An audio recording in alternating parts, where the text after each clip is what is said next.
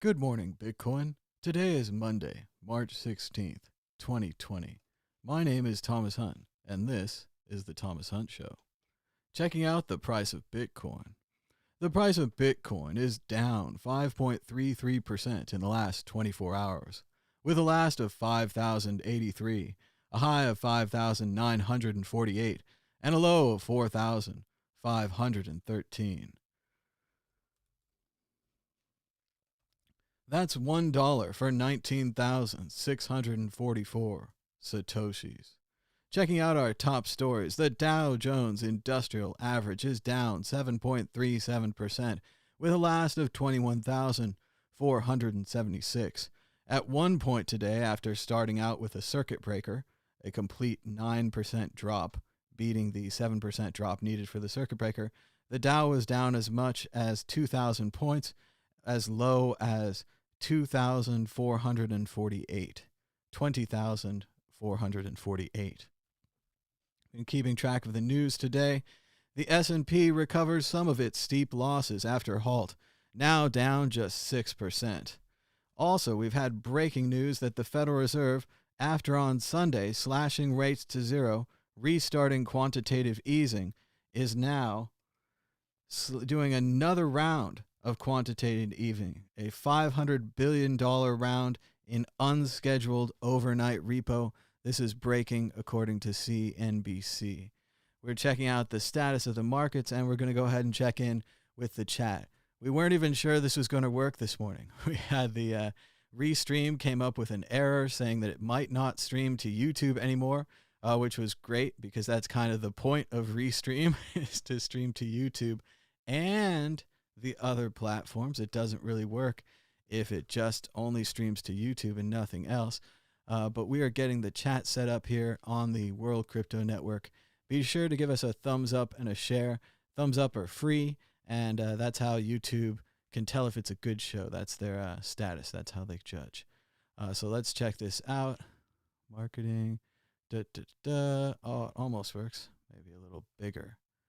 Oh, there we go. We got a like. Someone liked the show. Trying to get the like bar in here.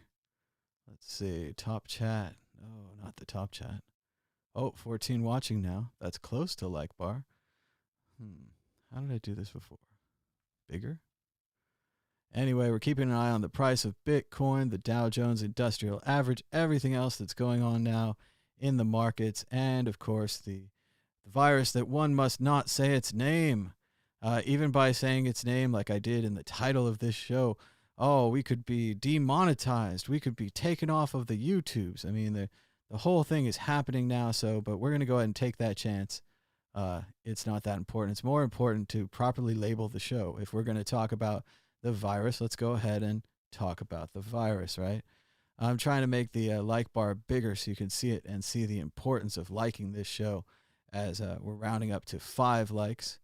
I've been working with Open Broadcaster over the weekend, trying to, that's really stretching it out, trying to make the show better and trying to improve the graphics. We've got the brand new Bitcoin ticker down there, thanks to bitcoinaverage.com. Of course, I just crapped it off their page, so I don't know how much thanks they need. We've also got the chat coming up. Say hello in the chat. Give us a thumbs up in the share. Say hello yourself in the chat. Getting a new window capture here. Open Office, Open Broadcaster. Here we go. Looking for the chat. Finding the chat. Ho, the world's biggest chat. That's the kind of chat that we need.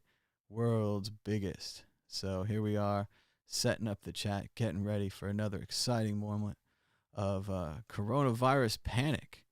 So let's see. 18 watching now. Oh, that bar is too big. That bar is too small. That bar is just right. Not really, though. All right, we'll try to make the chat big, make the like bar smaller. But it's pretty much impossible to talk about something else while this is going on. So how are you guys doing? Is your stocking up going well? Are you enjoying your canned tuna and supplies?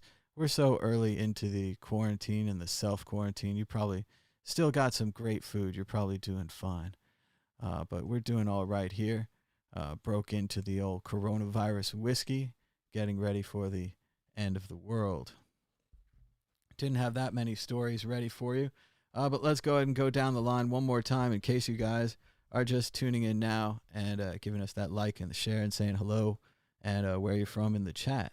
The price of Bitcoin is down 6.33% in the last 24 hours, with a last of 5,033, a high of 5,948, and a low of 4,513.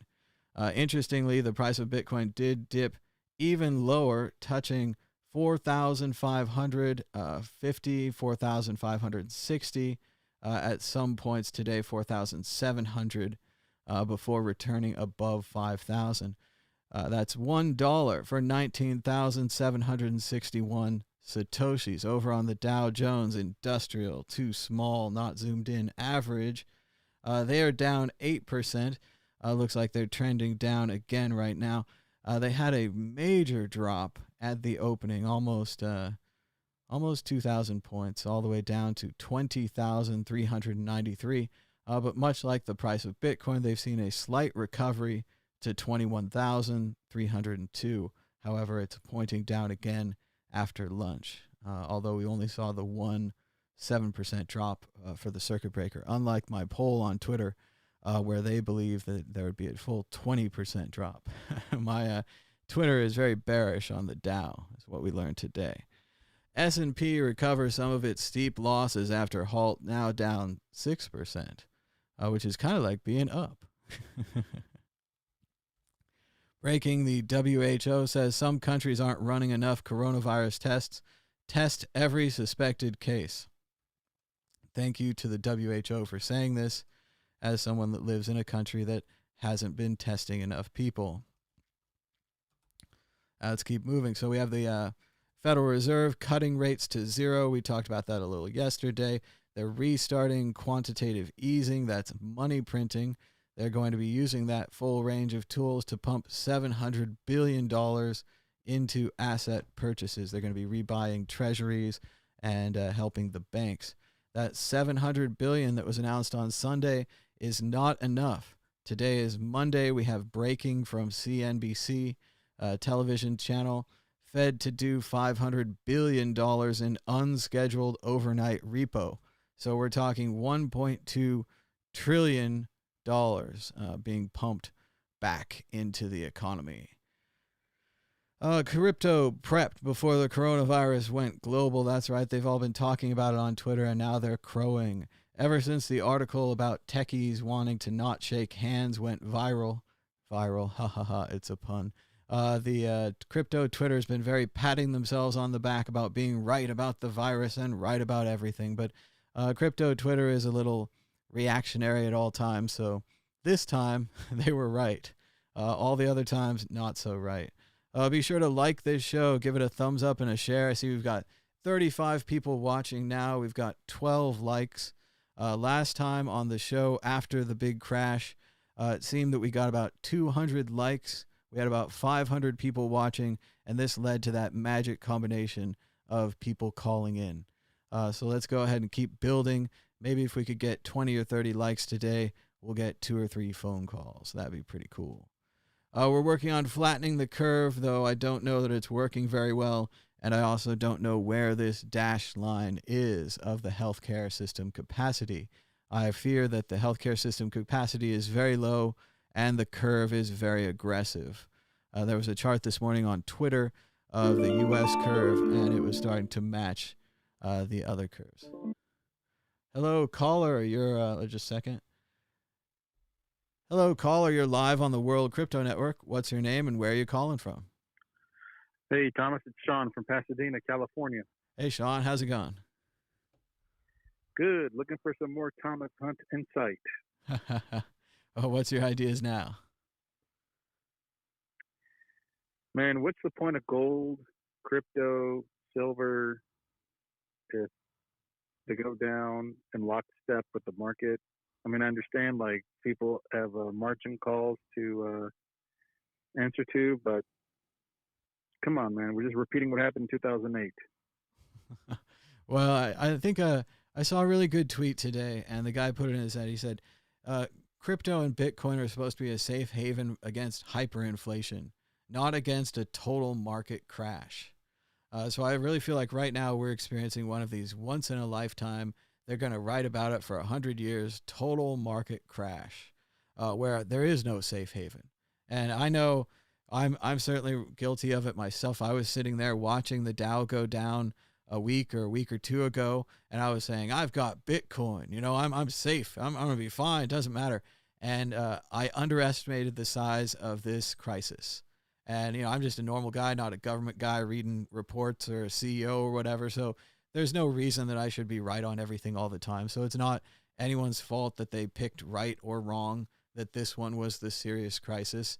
And for everybody that prepped up and they're like, oh, I nailed it on this one, there's at least 5 other ones you got it wrong on. Come on. I mean, I was there. I have stuff left over from 2012. I have stuff from the W. Bush elections. I mean, there's been fear before, but this time, what the markets seem to be saying, what the people on TV, and what the actual realities of we need to follow now, Italy and China, we're going to close down the way that China closed down. So no, I don't think there is a safe haven.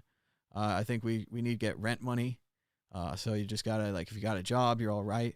If this is an investment, you're a gambler and you're underwater now. I mean, I had Bitcoin at 3,000 and it used to be worth 18,000. So that felt pretty stupid.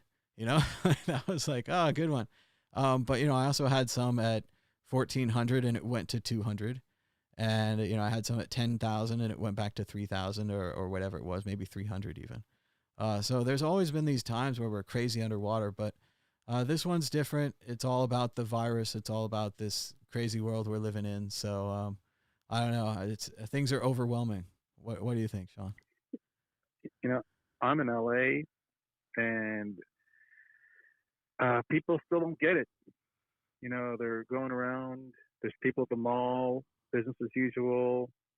I mean, traffic is down significantly, but I went to a liquor store. There's still jugs of water. The guy behind the counter was laughing at me, and I'm like, I didn't say anything. I'm like, okay, man, keep laughing. Like you said, they're gonna shut the whole thing down. That's the only way. Once these infections in the U.S. pass France, Spain, and then you overtake Italy, and then you overtake China. I know those numbers are fake from Iran and China, but once we have over 100,000 cases in America, Trump's narrative that we have this thing under control. I mean, the guy never tells the truth anyway, so you can't, believe what he says. But once we hit 6 figures in infections, we overtake all the other countries, then I think people will realize that a national lockdown is necessary. Because in Italy, they locked it down. Their numbers are still going up, but it's not going up exponentially. In China, in Wuhan, when they shut down the city or the province, according to them, the infections went down. Of course, that's a communist nation. They can shoot people on the street if they're not following orders. But in America, especially some of the Bitcoiners and the gold bugs, we're libertarians. We're not going to let the government tell us what to do, right? That's right. But in this case, I mean, if everyone stays home right now for 2 months, people are going to die, and the virus will die out with it. The virus needs a host. If you can't hop from one organism to another, the virus will die with the host. But I keep telling people, I tell environmentalists all the time, don't complain about global warming if you're not going to complain about low interest rates. Low interest rates beget more borrowing from the banks. That begets more construction.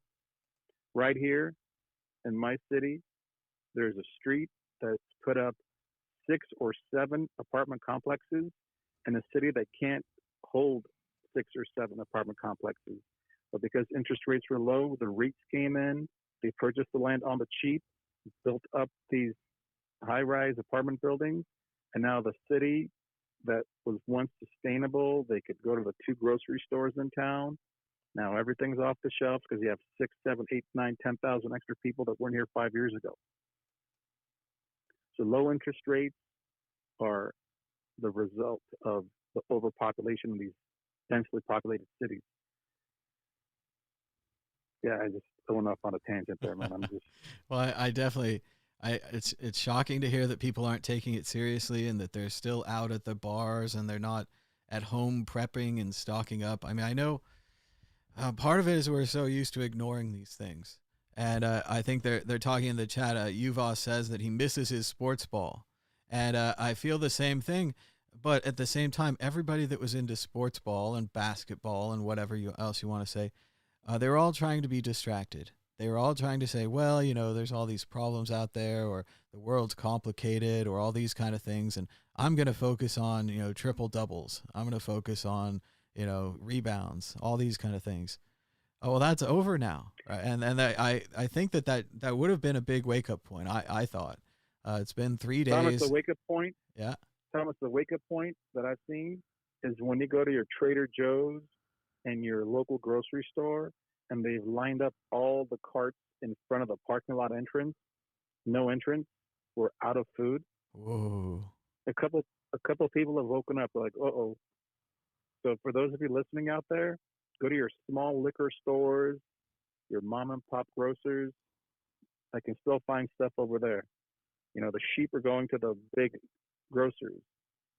And, you know, if you have to go into a little bit of debt, you buy the more expensive water, the more expensive granola bars.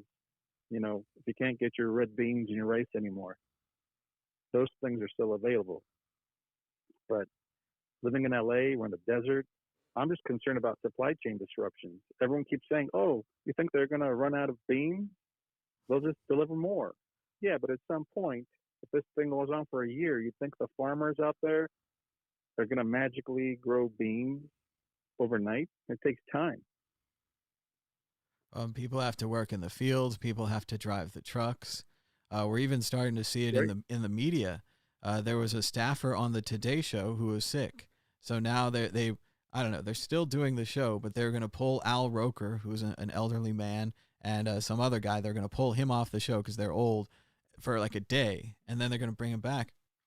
They were starting to space out the anchors on the coverage of the debate last night. They couldn't be close together. People have got to wake up. I mean, this is, you know, nobody wants there to be a one except maybe the prepper guy in the chat. But everybody else, like, wake up. This is it. This is the prepper dream. This is the, I have one bottle of this. They probably have 10. Having 1 to 3 is probably good. But yeah, it's time. It's time to go stack it up and then to stay inside. It was interesting to see on Andreas Antonopoulos' Twitter feed. He was all about stay the fuck home, stay the F home, yeah. the whole feed. So, and again, you just have to, I say it all the time, but I love that quote from the good old movie, A Heist, a David Mamet film. It's Gene Hackman. And he says, when I don't know what to do, I try to think of what someone smarter than me would do, and then I do that. So if Andreas is smarter than us and he says we should stay the fuck home, we should stay the fuck home. And for the listeners out there, Andreas did say a couple months ago, if the market crashes, so will Bitcoin. So, you know, he's a 1-for-1 for 2020. Doing it. Well, thanks so one much. Last thing, Thomas. Well, thanks so much for the call, Sean, and give us a call anytime. All right. Thanks, Thomas. Bye. All right. And you can give us a call now at 1-518-600-1949 or on Skype at World Crypto Network, all one word. I was going to blah, blah, blah through my Twitter feed, and maybe I'll talk some more about exponential growth. But if you guys are ready and you want to call in, we will take your calls. And another great thing on, let's see, somebody was blocked. All right, well, we can't do that right now. But maybe Jeremy can do it. Let's see. Unblock POT. All right, Jeremy will look into that. But yeah, you can go ahead and give us a call on Skype on the phone call thing there. And we're just keeping an eye on it here. I was going to say earlier when Sean was saying about the people and that they didn't understand it, a lot of it is a lack of education, right? I really don't think that people understand exponential growth, right? Even right here, I'm going to refer to the Wikipedia. I hope I'm going to get it right. But mainly, I kind of think back, and it's funny now, I think of James D'Angelo's video. Maybe we should pull that up. I mean, we have basically, Jeremy, I think they're called peyote that's blocked. I tried to put their name in the chat. So if it doesn't show up, they need to give me more information on Skype. But we can always work to unblock you. Sometimes people get blocked for sudden reasons or they're having a bad day. So we'll work with you in the chat. But exponential growth. Let's get James's video. Let's see. Bitcoin, exponential. James D'Angelo. Let's see. Oh, fantastic. Oh, this is the best. So I got to meet this guy once in San Francisco. We're Facebook friends. He's a totally cool guy. Hello, Whoa, he's really loud too. Sorry, everybody. Let's try it now. This is James D'Angelo, and welcome James. to the Bitcoin 101 Blackboard series. Thanks for hanging with us, Today, James. we're going to look at the growth rates of rats on islands. We're going to look at Oh, this is Facebook so and good. Twitter, all to understand this big issue with Bitcoin. It's phenomenal growth. And we're going to do this for the virus There's too. no Another one thing we're who's saying a little here, bit so. curious about Bitcoin, who's heard about Bitcoin and starts to get involved, who hasn't heard that Bitcoin has been growing at about 1,000% a year. And this year, All right, so James is a professor. He's going to draw it all out for us here. Presumably by talking over this, I'm preserving my YouTube rights and not bothering James's rights. But you should check out the Bitcoin 101 series on James's channel there. But what he's saying is that Bitcoin starts out, it grows like this. It grows like an S curve, right? There's this part of the curve where Bitcoin goes vertical, and then there's this part at the top where Bitcoin flattens off, right? And Bitcoin's not the only thing that grows like this. Eventually, James says, hey, there's Twitter and Facebook, right? And people really like Twitter and they really like Facebook. So they start hearing about it and they go to South by Southwest. And then all of a sudden, everybody's like, whoa, Twitter, right? And the same thing with Facebook and the same thing with rats and the same thing with Bitcoin, right? And James is talking about $300 Bitcoin back here. So he thinks that the price of Bitcoin is going to go up and all these people are going to buy it. In the same way here, this is exponential growth, right? Exponential growth is the curve, this green one, right? The green one that cuts through this. So this red one, I'm going to try to remember now, this is linear growth, right? It grows like a line. This blue one is geometric growth, right? It grows steadily over time. The green one here is exponential growth. It grows crazy out of control. The thing that happens here is this bending curve goes straight up. And that's where you have your problem. Or in your user or your company thing, you have your solution, right? You have what you want.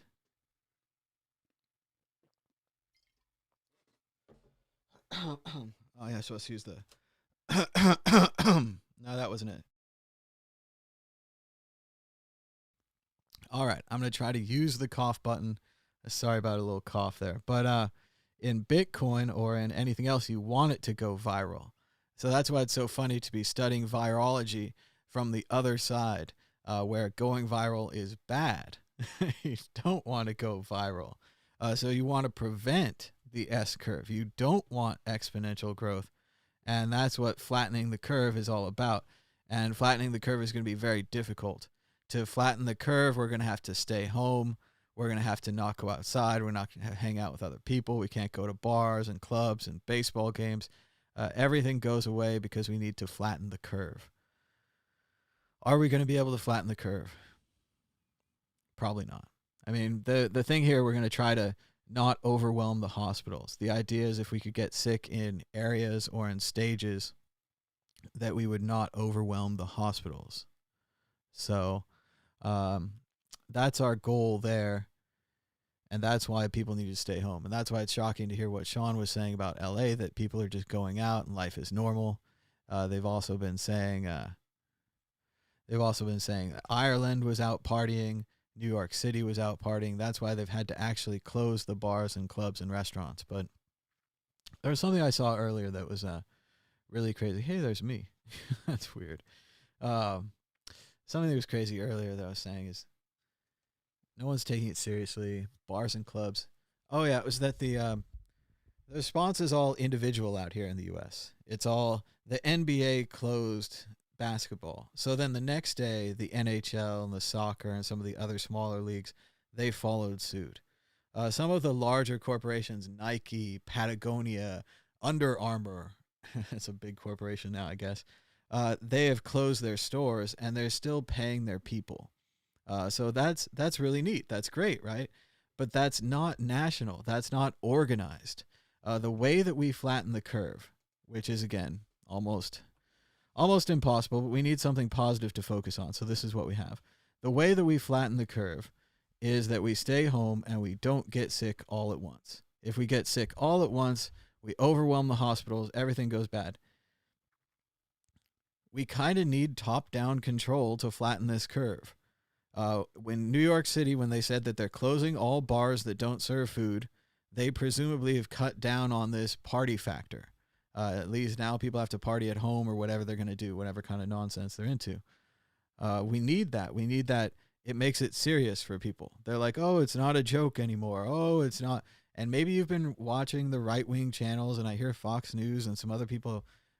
Congressman Devin Nunes was just saying a couple days ago that you should go to restaurants and it's a great time to travel. And this just isn't so. This just isn't so. We've also seen a lot of trouble on a lot of things happening on my computer. Closing down the stores, having the troubles there. People messaging me on multiple screens. But yes, we don't have any kind of organization. We don't have any structure, so we're going to have difficulty fighting this thing. What they're showing now, they've done some tests now from South Korea and from other places. And what they've basically said is they didn't just flatten the curve, they smashed the curve. In China and South Korea, their response with extreme testing, they were able to locate strands of the virus. So you got it from him, he got it from you, you got it from him, you gave it to them. And they were able to take all these people, put them in quarantine. And at the time, our media called them concentration camps and got all upset about it. And we're worried about the totalitarian nature of their response. But it turns out that the totalitarian nature of their response turned out to be successful. So again, I'm not an idealist. I'm not looking for ideals. I'm a pragmatist. That means I'm looking for what works.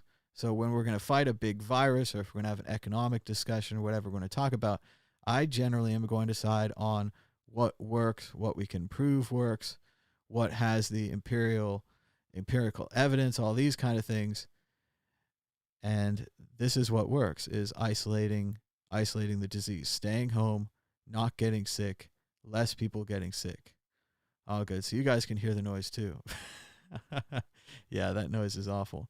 But yes, so we need to stay home. And this is one of those things where we have a flexible government. We have a government that can be standoffish in normal times. They can allow businesses to provide solutions. They can have the free market and all these kind of things.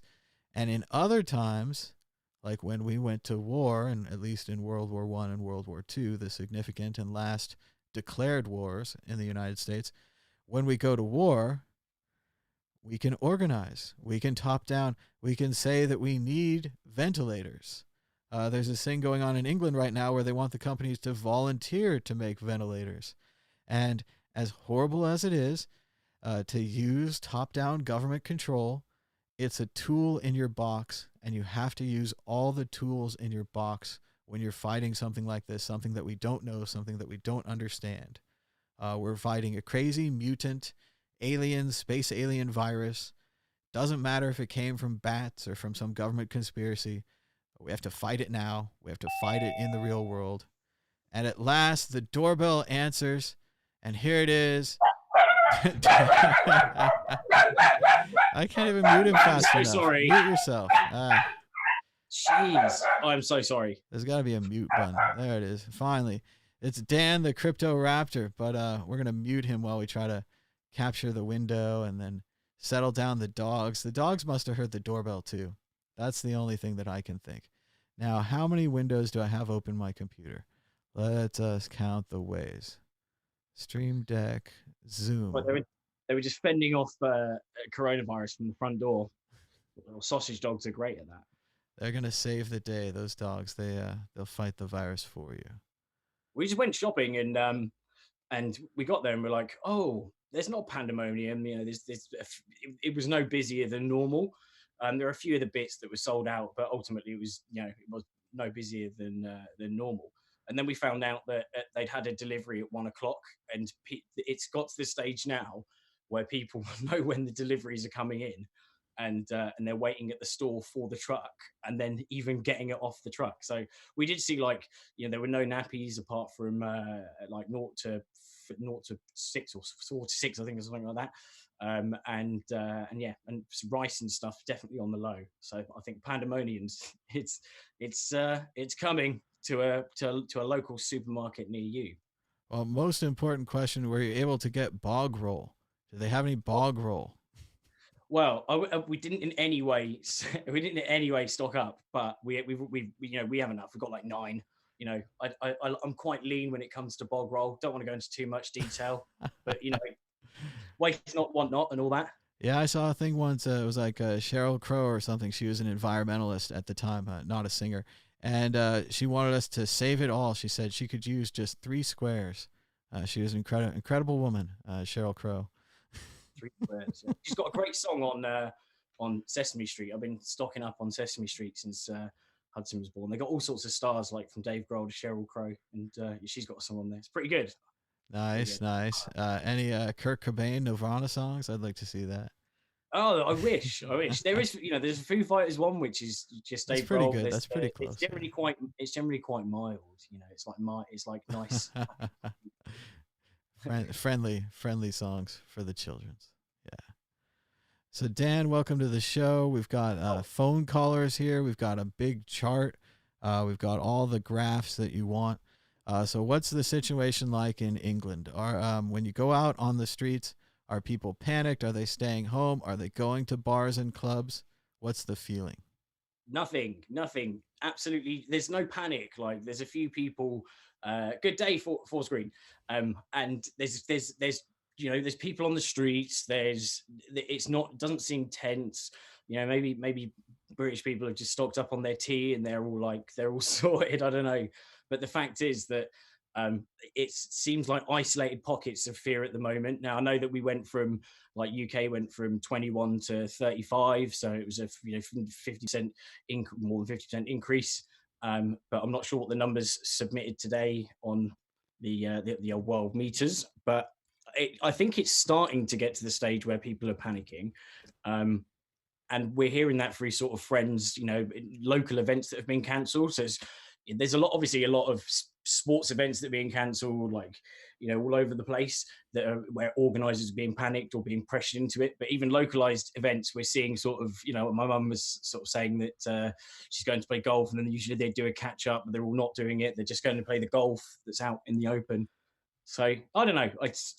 Then I'm in quite a laid back place. So I don't know. Maybe we're just taking it easy, and everyone else is like freaking out, panic. It definitely seems to be the way. I think the CDC recently dropped their warning about public groups from 250 people to 50 people.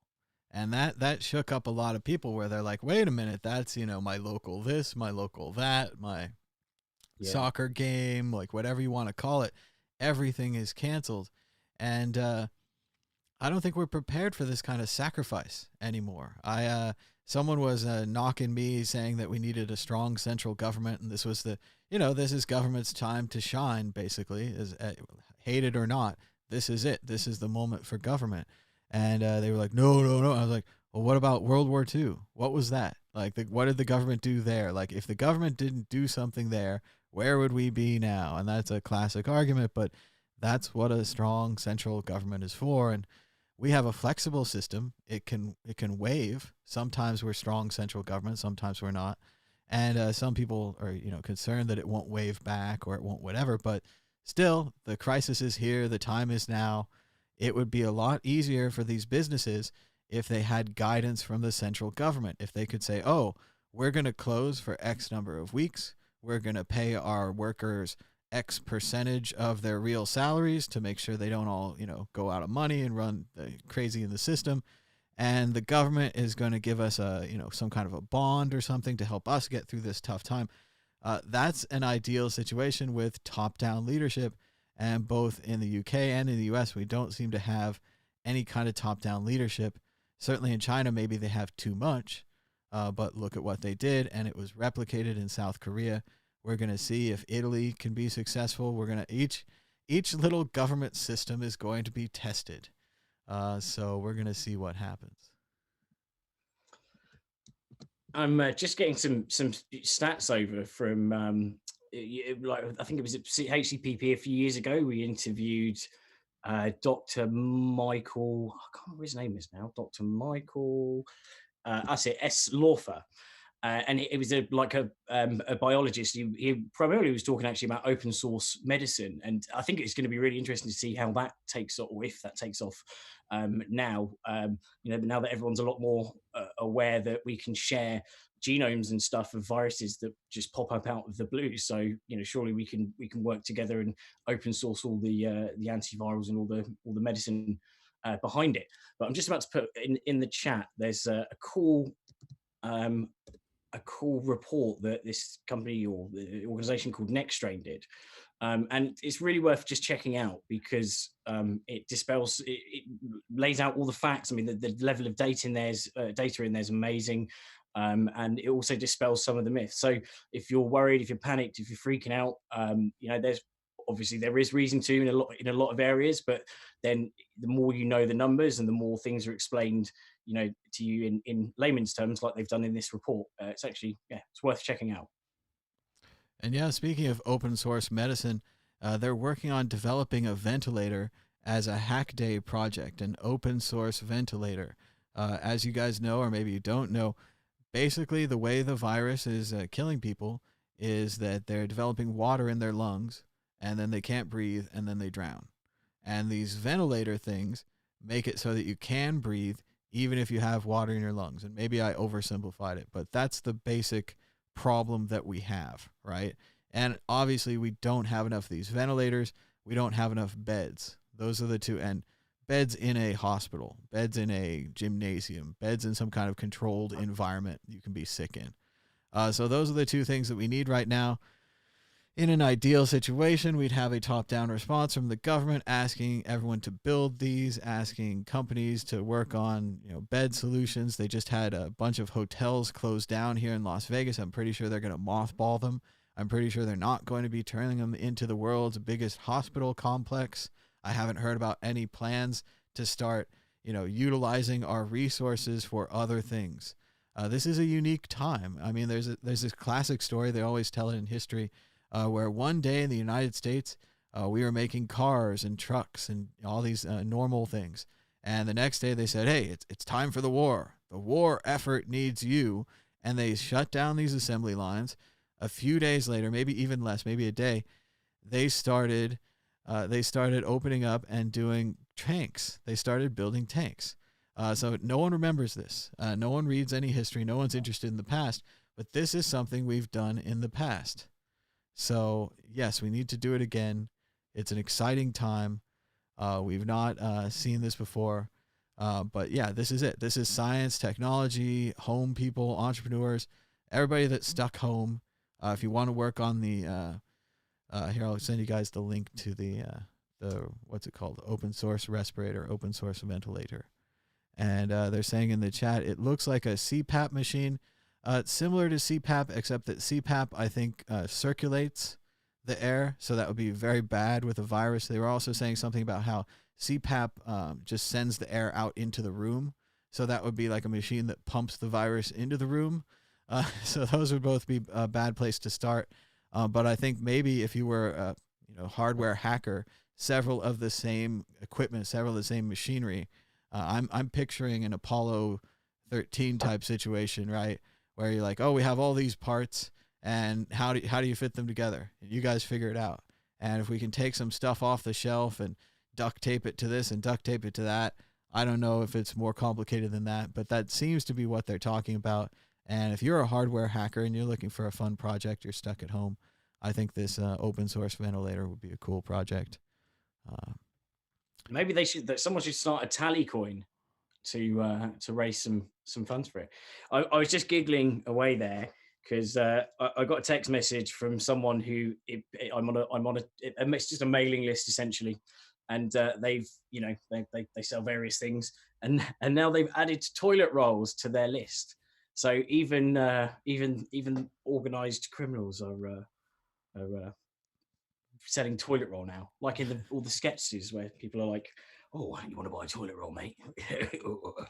I tried to go down to Amazon just to see if they had any kind of a program where they're like, oh, you forgot to order hand sanitizer, so we'll give you just one, or one per customer, or some kind of like, a little pack where they're like, oh, everyone should have a COVID preparedness pack. And we at Amazon have taken steps.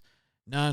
It's just a bunch of price gouging and badly labeled stuff. I saw some of the like vitamin gummies that I bought 2 weeks ago have doubled in price. That's a bit suspicious. That raised up my immune system. I experience the value even more when I eat those gummies. They're much better now that they've doubled in price. But yeah, all that's happening. There's no kind of decency, no kind of for your fellow man. But yeah, we need one thing they did do was there's a limit now. The actual supermarkets internally are putting limits. So where we just went shopping, there's a limit of 6 items of any items per customer now, and I'm not sure whether that's picked up all throughout the self scans, or whether it's only the cashiers sort of putting their own sort of limit, saying, look, you can't have that many. But I think it's good that they should do that, and especially the example that's been given about the elderly and them having difficulties, particularly being able to ration. So someone who can't stockpile, they get a pension, it's a small amount per week, and there's shelves left empty. And I think then we could also put something forward. Oh, caller, for helping out the elderly. Hello, caller. You're live on the World Crypto Network. What's your name and where are you calling from? My name is Bill, and I live right outside the city of Sioux City, Iowa. Hi, Bill. Welcome to the show. What's on your mind today? So, gentlemen, I appreciate your show.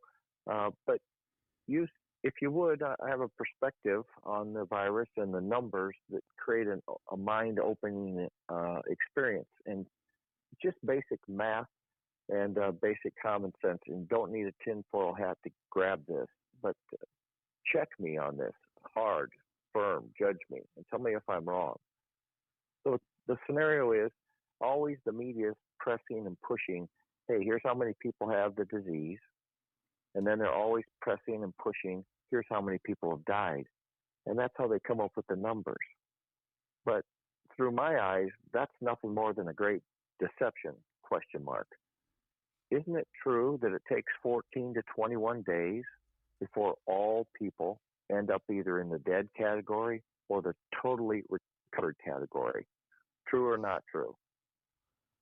I think from what I've read, it can come, or there's a few people saying that it can come back. So that is a concern at the moment. So the idea of herd immunity, that's not 100% clear. But in terms of the death rates, I think I would agree in terms of the numbers. We've got the main 2 figures we're fixated on are the amount of cases and the amount of deaths. Now, if a lot of I think the numbers are impacted by loads of external factors, and they have to be taken with a pinch of salt, because if, for example, one of the main issues with the death counts in certain areas is that the ventilators have been overstretched, then it means the death rate is only is valid in that area per ventilators per bed, I suppose, and how well the medical facilities are. Also, where a lot of people have been told in different countries, been told to stay at home. So you might have 10, 15,000 people who have got it, but they've just got the cold or a really sore throat. And we're not seeing those numbers. We're seeing a much lower count of the people with the serious cases that do have it, and because testing just isn't ubiquitous. Yeah, so that's one thing. So and the 14-day thing, I don't know. I think there's more movement than that. I think that it seems like it can go up to 24 days. I read that you can have it for, and then there's also reports that you only start spread it for the first 3-4 days of having symptoms, and then after that it's gone.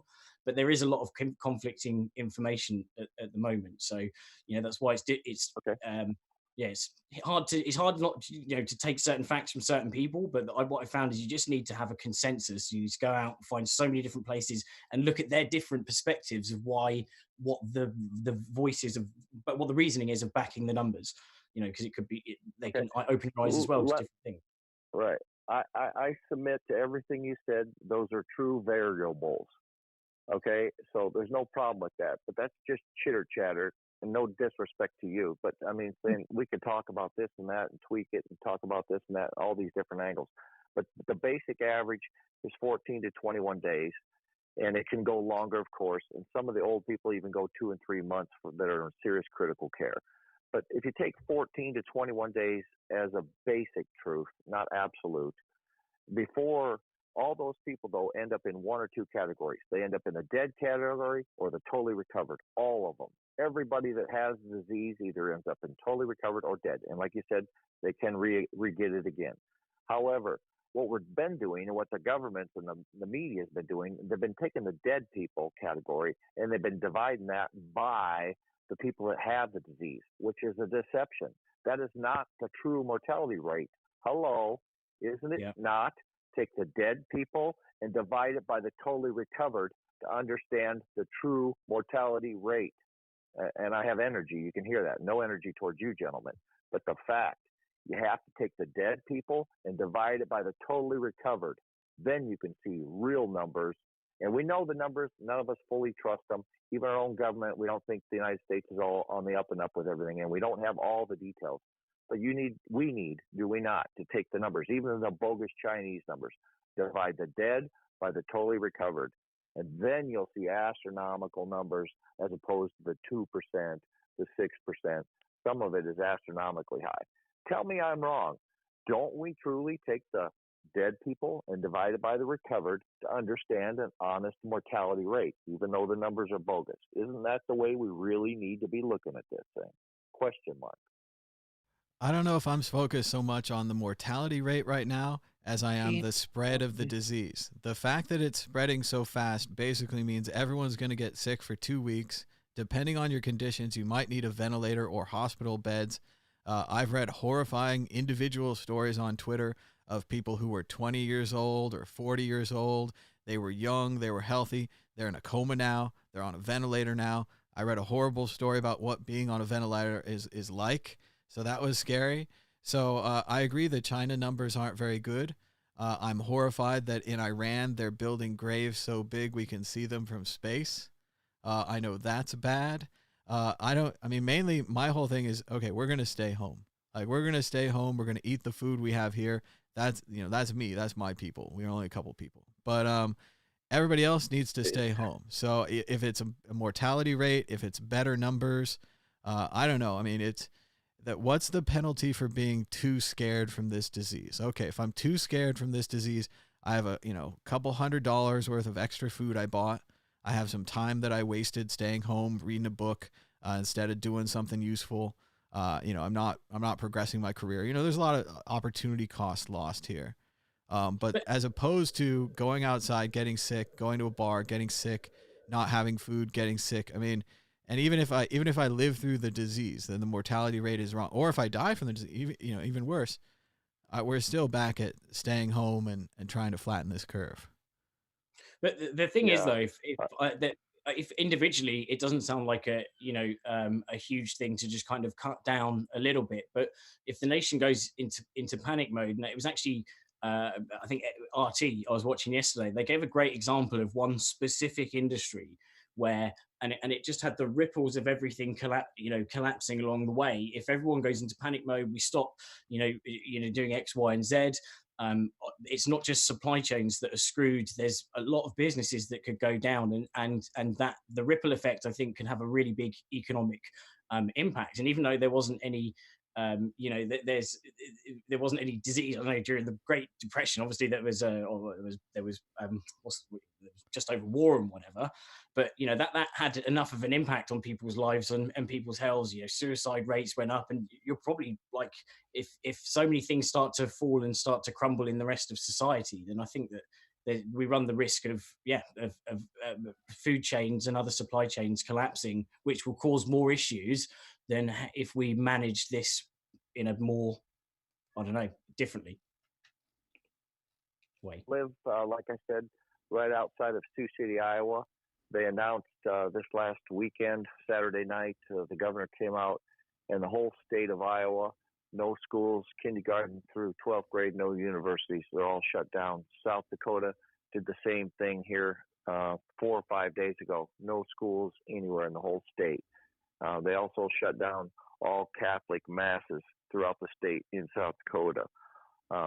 So the whole economy in our area is just cranking down, cranking down, cranking down. All the Walmarts I saw nationwide are now closing, I think, at 10 or 11 o'clock. So what you're talking about is happening. And it's I'm hunkering down myself. The problem that I'm dealing with living inside of Bill's little bubble, my little world, is I'm 56 and I have a condition of I have emphysema and OCPD. So I'm vulnerable. So I have to pretty much be prepared. But it's affecting my business. As you can see my logo when I called in, I have a tree service business and I've done very well, very blessed. But the phone ain't ringing. If the phone ain't ringing, that means people aren't wanting trees done because it is not a priority unless it were to fall and hit their house or their car maybe. Other than that, there won't be many calls other than emergency. And I have employees and trucks and chippers, and I got a business going. But the business really is snail pace right now, and I don't foresee it in the foreseeable near future getting any better, but probably getting worse. And I've prepared, so I can make it for a while. But like you guys are alluding to and talking about, what's the ripple effect? We know the stock market crashed hard today. Bitcoin, of course, down in the tank, gold, silver, oil, all of it. And the pre-markets are already saying they're going to be down for tomorrow. And I understand we're on a trajectory that is worse and steeper and a faster rate than the Great Depression of 1929. I think this is the ultimate rainy day. They always tell you, have something set aside, all that. Like, what if this went wrong? Well, what if that went wrong? Well, I mean, the list you just gave us there, because everyone's like, oh, Bitcoin's not a safe haven. Well, gold went down today too, guys. I don't think that there's any safe haven in a real market crash, and the market is crashing because of panic, and the panic is because of what you said. There aren't going to be any customers. No one's going to want anything done. No one's going to go to restaurants. No one's going to go shopping. Like, think about your options now. I go outside. I go to my little discount shop. I find a new coat that I want. I get a disease that fucking kills me and my whole family. Like, fuck that. I'm not going anywhere, any shops, right? No, I'm not going to any restaurants. I'm not going to any, and all these. I love these places. I feel bad. I'm putting that out of business. I'm the customer that's not going to show. I used to be regular. I'm not a regular anymore. But we need a holiday, and that's where we need this top-down leadership. There's this thing that happened. We were talking about the Great Depression, and I think we're going to talk about it a lot more now. But Calvin Coolidge couldn't do it. Calvin Coolidge was a businessman. He was cool Cal, and he could not, for the life of him, he could not add money into the economy the way that FDR could. And FDR didn't want to do it either. And he was against his principles. We're going to give people to, everyone's always, you give them money to dig up a hole, put some money in the hole, pay them to dig up the money in the hole. Like, it's stupid, right? But that worked, right? And that's, as horrifying as it is, and as I'm against it, all the libertarians in the crowd are against, everybody's mad, but we need a bailout for normal people. My little business here doing shows, it's not going to fly. Going on tour, doing interviews, that's not going to fly. Your tree business is in trouble. All the restaurants are in trouble. And it's not their fault. They're not that they're bad businessmen or they didn't have a good plan or whatever. No one can plan for this. No one can survive this. And the choice is either going to be bail them out like we did the auto industry, save all these people, or do nothing and let them all wreck. And the problem is, like, psychologically, him and his people, they can't do anything. They can't break through that. I mean, is that, what do you think? What do you think, caller? Sorry. I think that I'm going to have to evolve, and I'm going to have to kick in the ingenuity switch, and be creative and figure out other ways. I'm blessed, like I said. I've been preparing for a long time. I've been, I'm in a location that is I have an acreage. I'm by myself. I mean, my wife, but I'm gearing up for the possibility of a non-quick recovery, meaning a possibility of the Great Depression making that thing look like it was small, possibly. But that's what preparedness is. That's what crypto is all about, is covering ourselves. And I think it will rebound, but it's going to take a long time before things get back to normalcy. And I think that's when, some of our investments will start paying dividends. But I mean, I have, land, and I have seeds, and I have I bought chickens the other day, of course, the typical thing, go to the store, stock up, that's been done. But I'm not sure of the future. Well, you could try and help things along by doing. Hopefully, everyone can see this, but it's the it's the coronavirus challenge, and this lady is exactly. She's licking a toilet seat. Oh no! Of an airplane. Ladies and gentlemen, planet Earth. That's Ta-da! Morse code for "I need attention, please watch me." Oh, it's scary that's still going on, even if she's joking or something. I mean, even if I hope it's ironic and it's like, oh, that was a troll and I was messing with you, and I don't know. There's also this idea that the young people are invulnerable to this, and I've seen all kinds of other reports to the contrary, and that 20-year-olds are getting down with this and they're spreading it out, but well, at the moment, worldmeters.info/coronavirus, which is the one I think Ben also uses this one that we talked about on Friday. But according to this, there's 0 deaths, and I'm quite interested because I've got a 9-month-old kid. But there's 0 deaths at the moment with 0 to 9 years old. I don't know how accurate that number is, but surely we would have known about it by now if it was a, dare I say it, a baby, baby mortality, for example, was bad. So I think there are, from what we can see of the numbers and the lack of narrative around certain things, I think, that maybe is trustworthy. But certainly from up to 10 to 39 is a 0.2% death rate. And as we've discussed, that's already such a pinch of salt number, because there could be so many more people at home that never bothered going in to get checked. I mean, I have to be literally dragged to the hospital. I'm like classic stereotypical dude, like dying before I get checked out, and there's probably lots of other people like that. So it's all crazy. I'm concerned about my father, who's 81 years old. He had open heart surgery a couple of years ago, and he has emphysema OCPD. And I love my dad, and I don't want him to have to encounter what might be coming his way. And so there's going to be a lot of roller coasters for all of us.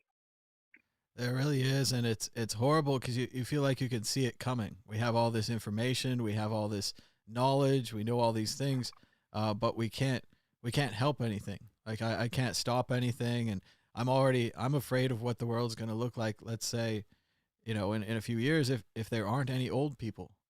It seems like a stupid, it's a sci-fi thing or whatever, or some kind of fantasy or some kind. But what if there aren't, and they just aren't around? I mean, there's a lot of knowledge there that we're losing. There's a lot of stories we're losing. There's a lot of just people, just people, and a lot of sad people. A ripple effect that have lost their loved ones and things. And again, nothing we can do. So it's very powerless feeling. Not to mention the moral fiber, the integrity, the genuineness, the sincerity, a lot of things that youth don't carry with them. We've all been young, and we're maturing as time goes by, but it's pure, utter arrogance that we seem to carry in generality in our youth, and infallibility, but in reality, we all look to be seasoned human beings as time goes on, and the qualities in the human being generally develop with time, for those that are on the growth wave, that is, anyway. I think so. I think that's a good note, man. And thanks so much for the call. Thanks for doing your show, guys. I appreciate you, and I think Bitcoin's going to go up like a rocket. Still, it's just a timing thing. That's all I got. Thank you. Thanks so much, man. Give us a all call in. Just anytime. Yeah, I hope the Bitcoin comes back too. It's been a rough time for Bitcoin too, but it's also rough for gold, the stock market, pretty much anything that you can invest in. It's not doing so well. So I mean, think about the impact of, like, so pensions, for example, as well. I mean, like, so many pensions are invested in, especially if they were heavily weighted into stocks and not a bit of cash. There's the ripples really will go far, and yeah, let's just hope it does. The situation eases up a bit, or some miracle cure. a miracle cure. I don't think that's coming, but if we can just wait long enough, there will be a vaccine.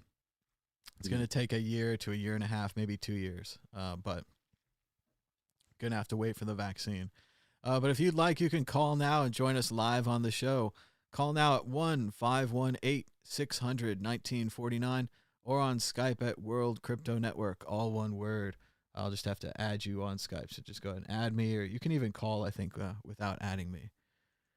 So I was talking to my friend from South Korea yesterday, and so a little update from his side, and it's really interesting to hear his perspective, on the front lines compared to what we hear over in the UK with all the, and probably the US with the crazy media.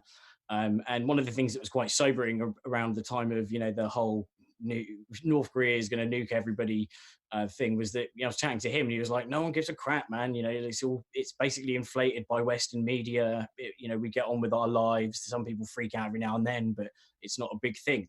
But he was saying it seems like the way South. I haven't heard much on the news about how they're handling it, but they're definitely going for a hardcore approach of disinfecting everything and keeping people inside via fines, etc. So it does sound like they've come down quite hard, and their numbers are they're not as hardcore as they could be by the sounds of it. So whether that's a side effect or whether they've just got great healthcare, lots of ventilators, I don't know. Well, they say in South Korea and in China they were both not only able to flatten the curve, but to go even farther and to smash the curve. That they went point to point. Who'd you get it from? Who'd you get it from? You're going to a fever clinic. They test you at the fever clinic. If you've got a fever, you go into the big warehousey thing. You lay in the bed. They take care of you. If you need a ventilator, I guess they have ventilators. But basically, the sick all stay in one place because what they figured out is their main problem was family transmission. We talk about community transmission. They were having a problem with family transmission. Kid goes out, comes home, spreads it to his whole family, right? This wipes them out. So they were going to stop that. They did stop that. They were successful, but they took what seems to us as draconian steps and what would seem to us as a large government reaction. And gosh, it's gotten really bad recently. And again, I'm all like big Mr. Freedom and all these things, and I'm not a libertarian, but I'm usually with you guys and all these things. We need the military. Okay, we need the military to take over. Like here it is. I'm calling for martial law. Martial law. That's how bad it's getting. I believe that the only thing, and again, I'm 2 weeks ahead on this. So in 2 weeks, it'll happen either way. But if we did it now, we'd still have some healthy people. So we'd have a better chance. In fairness, Tom, when I was hanging out with you, like what, 2-3 weeks ago, you were itching to get to Costco, and you did prophesize the Costco mad rush. Oh, I could feel it when I was there last time. I could feel like this deja vu of like seeing the shelves and then seeing them empty and then seeing them empty, like now. And I mean, there's this, that's where we're going. That's where we're going with this. So if we get ahead of it, we can win. If we stay behind it, we're definitely going to lose. It's going to get worse. Let's see. Okay, just one thing to think about. So just going to run something by you. So one of the things that we don't look at on here, we've got the by the way, I've got the World Meters coronavirus thing on. So maybe if you can go to that, Tom, go to worldometers.info/. I'm trying to find this one great article I read recently where it showed all the little like balls bouncing off of people, like a simulation of what how it spread. how it spreads, but I can't find it. I'll find this thing that you have. Let's see what's that. So, I mean, looking at the numbers here that they've obviously provided, so take it with a pinch of salt. But China's got 3,000 total of 3,213 deaths, and I'm not putting these as just small numbers or whatever. I mean, any death's bad, but when you think about China's population overall, it's extremely densely populated. There's population of 1.6 billion or something, and it seems like it had the longest run in China with the least amount of activity going to stop it. So surely, if 3,213 deaths is the amount that we're currently on, and China took a very, very, very long time to react, way longer than we would have done equivalently. Surely that's a kind of not a good sign, but it's a sign that it's not as bad as we may think. I don't know. I think from a scientific perspective here, just glancing at these results and assuming the source, I'm afraid you have to completely throw out the China numbers. I don't think that we can take that as a factual at all. It's just gone.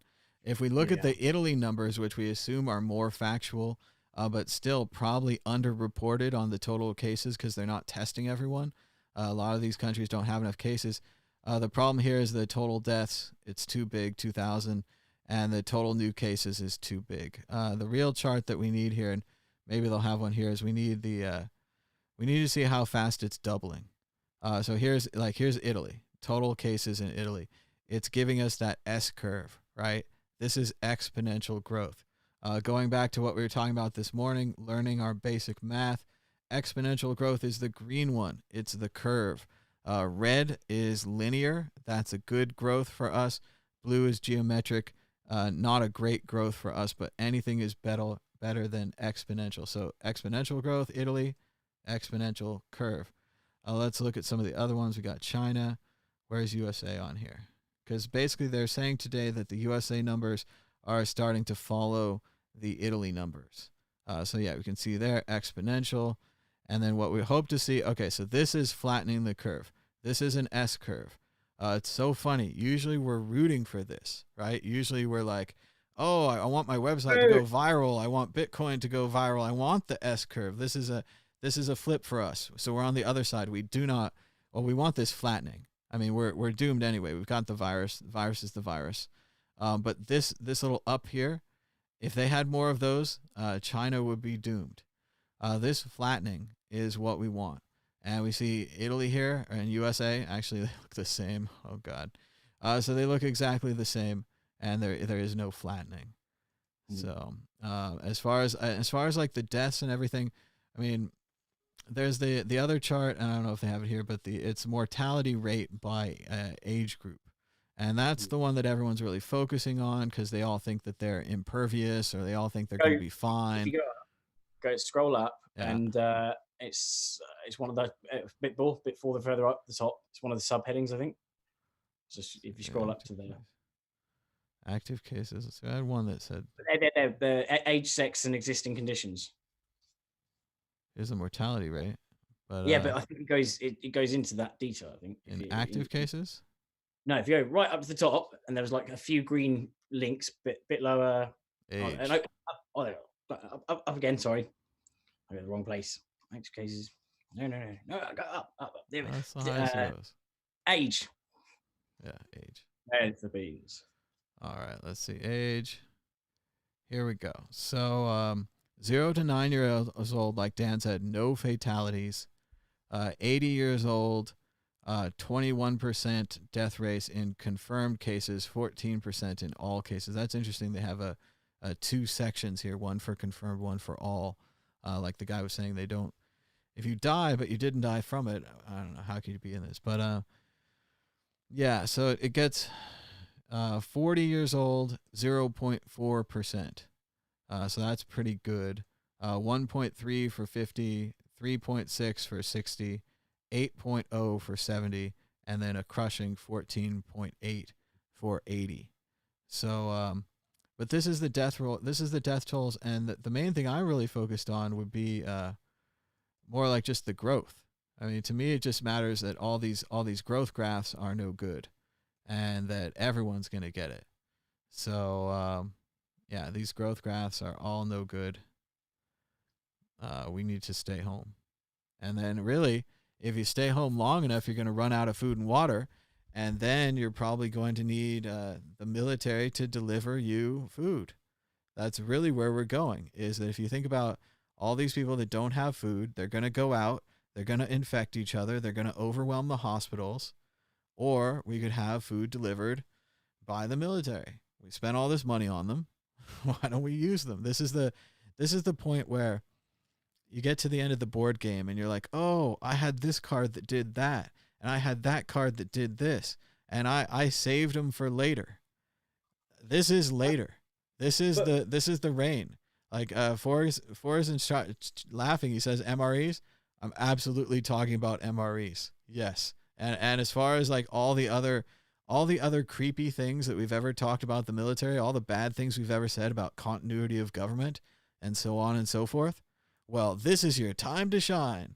All you doomsday planners, because they have I mean, I don't know if they have, I'm sure they have virus plans. They have nuclear war plans. They have virus plans. They have earthquake plans. These are the people with the plans. And I don't think Trump has a plan. We don't have a central control. I mean, look at the haphazard closing of businesses. Oh, some restaurants closed, but other restaurants didn't. You have to close them. People have to stay home. This whole ridiculous, and it's horrible to say, you know, a couple days ago they had his test and he came out negative. I think he would have taken it more seriously if he knew what it was like. I think if he tested positive, there's no way that they would have even said it. They would have even admitted it anyway. You know, eventually they have to. I mean, eventually he physically can't go on TV and do the conversation and stuff, and that's what they were implying with the internet. The internet was always got it already because he matched up with 2 or 3 people. I mean, it was like. Yeah, but yesterday he did after his address. Usually he hangs around and lots of back patting and stuff and telling everyone how good they are and reciprocated back patting. But this time he disappeared straight off. I don't know if you noticed, and then Pence took over. I don't know, and he seems like he could have the sniffles. Well, I saw a thing saying today that the Republicans are now in some ways at fault for this, perhaps, if you think we'd be better off with a President Pence. If they had taken action during the impeachment, I know it was impossible and they couldn't look at the evidence and they couldn't think about the trial and everything, but if Donald Trump had been removed and Mike Pence comes along a coronavirus, do you think Mike Pence says what Donald Trump says? Do you think he goes out there on TV and says it's no big deal and everyone should go back to work and this is a foreign virus and blah, blah, blah, blah, blah? I don't know. I mean, I don't even like Pence, but we just need someone competent, someone that, and again, it's not even a political thing. It's a competence thing. If someone comes to you and they bring you the information and they say, this is what's happening to our people, these are our options. And like, no one likes to stay home and no one really likes to stay home when you're forced to. I mean, I stay home most of the time anyway. And it's only recently, now that I'm like, you know, forcing myself, I'm self-quarantining or whatever, that it starts to grate on you. And yes, if there was military people outside, if they'd set up some, you know, barricades and stuff, it would be much harder and much more difficult to stay home and much more frustrating. But this is one of those, you do the difficult thing, you're going to pull the Band-Aid off. You know, like we're going to feel better when this is done, but we're going to have to get through the hard part. Or we could pretend there's no hard part. We could do nothing. And we could be sitting here in a year and a half saying, we'll be one of those generationalist things where we're like, oh, remember the old generation and remember the wisdom. And do you guys really like 70s music? And, you know, we're going to go over one of those science fiction humps. And it's already bad enough. I mean, I really want to talk about it. I haven't been able to get through William Gibson's new book because I think it's too real. And part of the book and part of it is I need to maybe reread or read a synopsis of the previous book or something to connect the two together. But part of it is about these time travel people that can go to your society and they can create what's called a stub, right? And it doesn't sound so great to be living in a stub, does it? But a stub would be created when you go back and you change something. Like, let's say that in the normal main timeline, Hillary defeats Trump, right? She's a politician. She's 30 years preparation, all these things. He's a reality show star. it's a 1 in 100 chance he beats it, right? Well, in all the other ones, it comes down 99, right? 99 to 100 chance he beats her. So these stubs, they're going back and creating these false realities, these tests, these temporary realities.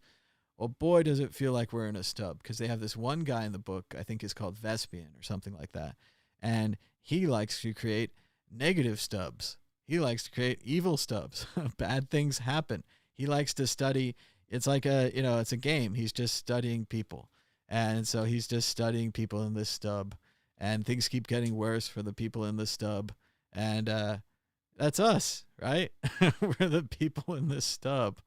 So no, I'm not crazy about this stub that we're in that keeps getting worse. So what with the solution of because I'm not sold on the mass not incarceration, but the mass isolation. I mean, we're self-isolating with my family. Yeah. From your perspective, like the thing that worries me is, or that I think is a concern, is that if we're saying just 2 weeks, for example, 2 weeks, or whatever, even 3 weeks, that's incubation period and whatever of 2 weeks. So 3 weeks, everyone self-isolates, and then we just all go about our business again. The likelihood of people not mingling within those 3 weeks and it not spreading anyway, and then I don't know. I think that when everyone just returns back in one big swoosh, it's got the chance to just proliferate really fast again. Well, sadly, this is another, and again, this is how totalitarianism starts, and we tiptoe down this road. But they're saying 4 weeks, and they're saying 8 weeks, and they think that we're going to be playing basketball by the fall and all those kind of things. But that's why on the other end of this, I'm looking for the support of the most organized group in the country, the most well-funded group in the country, the thing that takes all our money. I'm looking for them to step up and to supply these people when they run out of food so that they can continue staying home. I don't know that we're going back to work in 1 month or 2 months.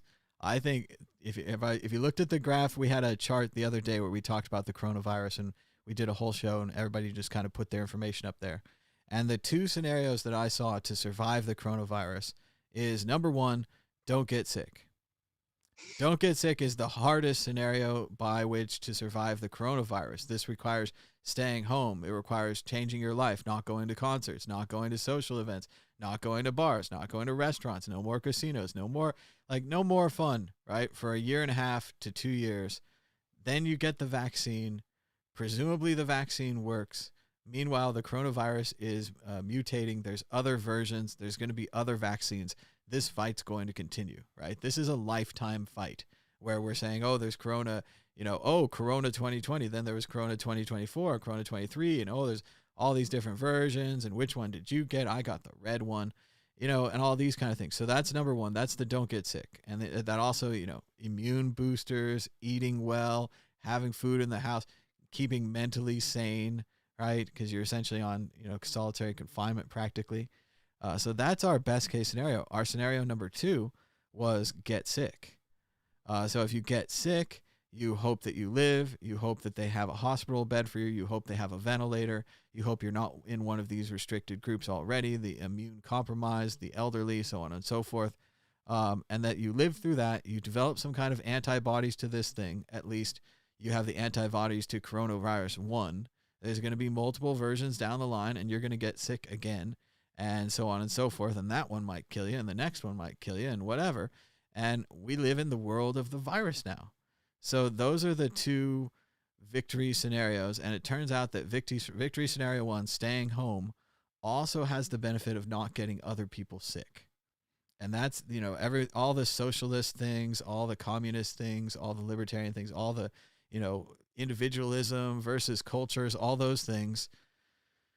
It's all up now, because you all have to decide, whether it's worth staying home, whether it's worth going to some club, getting 10 other people sick, whether those people deserve to be sick or not, whether those people have pre-existing conditions and they deserve to die, or whether they had a good life, or whatever you want to do. I mean, we're well into that. And I agree with in the chat, Byzantine is saying, he who recovers first wins. Have you hugged a COVIDer today? And there was a point where I was kind of hoping, I was like, well, what if I could get this thing early? I could get into the hospitals before they're full. I'll get recovered before everyone else. I'll live. I'll take advantage of this travel situation. I'll be the tourist at the empty buildings taking pictures. I'll be happy, right? No. It turns there's too many random dice throws in this thing that result in you dying. Even if you're 20 years old, even if you're 40 years old, there's too many random dice rolls. And then now they put in these other things I was hearing recently. They're saying, well, if you have pre-existing conditions, and that also means being overweight. And most of America is overweight or even obese, if we want to go down the words. So that's bad. So you need to stop doing that. They were talking earlier in the chat about how great it was that they're going to have guns and so forth. Instead of have guns, you should have some kind of physical fitness, right? Everyone's like, oh, I'm going to be great. I got a gun. Rah, rah. No, you need physical fitness to survive this thing. I always suggest people learn a martial art or Aikido that you can carry with you at all times and have that confidence and that ability to flip people or fight them as opposed to a gun. And guns are okay too. It's a tool for what it's used for. I'm not totally coming out, but there are people going to gun stores the same way that they're going to toilet paper stores. Like there's this stocking up effect of guns. Yeah. And there was a guy who stocked up on 17,000 sanitizers as well in the US. He went literally from store to store. So it's like there's little pockets of things that suddenly someone's going, this is really useful. I'm going to need this. And then they're just going, this story is one of the hardest. Now, we're going to, again, get into trouble with the audience here. But I think one of the reasons that this is a good audience and this is a good show is that we're willing to get into trouble with you. We're willing to question the things you believe. And even you can call me an idiot or whatever, but think about it a few days later, like the pragmatism, the things we're talking about. These guys, first, there's one way of profiteering. So I remember reading about the coronavirus and starting to freak out and starting to look for things online. And it was pretty much already closed up. But, you could have bought a box full of sanitizer. You could have had it shipped from some faraway place, and then you have a brand new box of it, and then you're distributing it, right? And maybe you're double pricing or triple pricing, right? So you're making some extra money, but at least it's bulk, right? You bought a bulk item from someplace, you're distributing it in smaller quantities, so you're adding value by splitting it up into smaller quantities. What these guys did, and again, they're just low tech. Maybe the high tech version doesn't offend me because they bought a box from somewhere, but these guys go around to every shop in their store and start cleaning out the hand sanitizers. So this is basically like, grandma goes to the store. She can't buy a $3 hand sanitizer because they're all gone. She gets sick and dies. It's these guys' fault. Maybe she went to 3 stores in her area. Well, they got there first and they had a U-Haul and they bought everything in their area. So essentially, their attempt to hoard and to profit and to be capitalist also kind of makes them mass murderers from exposing all of these people to the disease that wouldn't have been exposed. Now, that's not to say that someone didn't show up right behind them and buy a handful of them, or that they didn't sell out the next day. Where the distribution is slightly different. But this kind of going around and hoarding and depriving other people of it, to me, seems different than the buying the box and selling the box. What do you think, Dan? I think if you see any hoarders, just follow them home and then keep on checking up on them until the apocalypse happens, and then you make a judgment whether they're still with us or not. And if not, then you go and help yourself to some sanitizer. Well, there's a lot of other places to stock up. A lot of other people have a lot of things. And again, that's where it goes. But don't stalk people from the supermarket. Just FYI, it's not a good thing. And I haven't done it yet. So. Well, that is where we're heading with this. If you're way too greedy, if you're way too full, you have too much stuff, and you're not strong enough, you haven't practiced your martial arts, you're not ready to defend it. And even at a certain point, if there's a rush of people, you can't defend against anything. But yeah, it's pretty bad. They're saying in the chat that all the fake meat was left. All the real meat was gone. It's a big discrimination there. I think there's protein in that fake meat too. I think it's another sign of like people not really thinking this through, where, yeah, it might not taste the greatest, but we're already talking about MREs.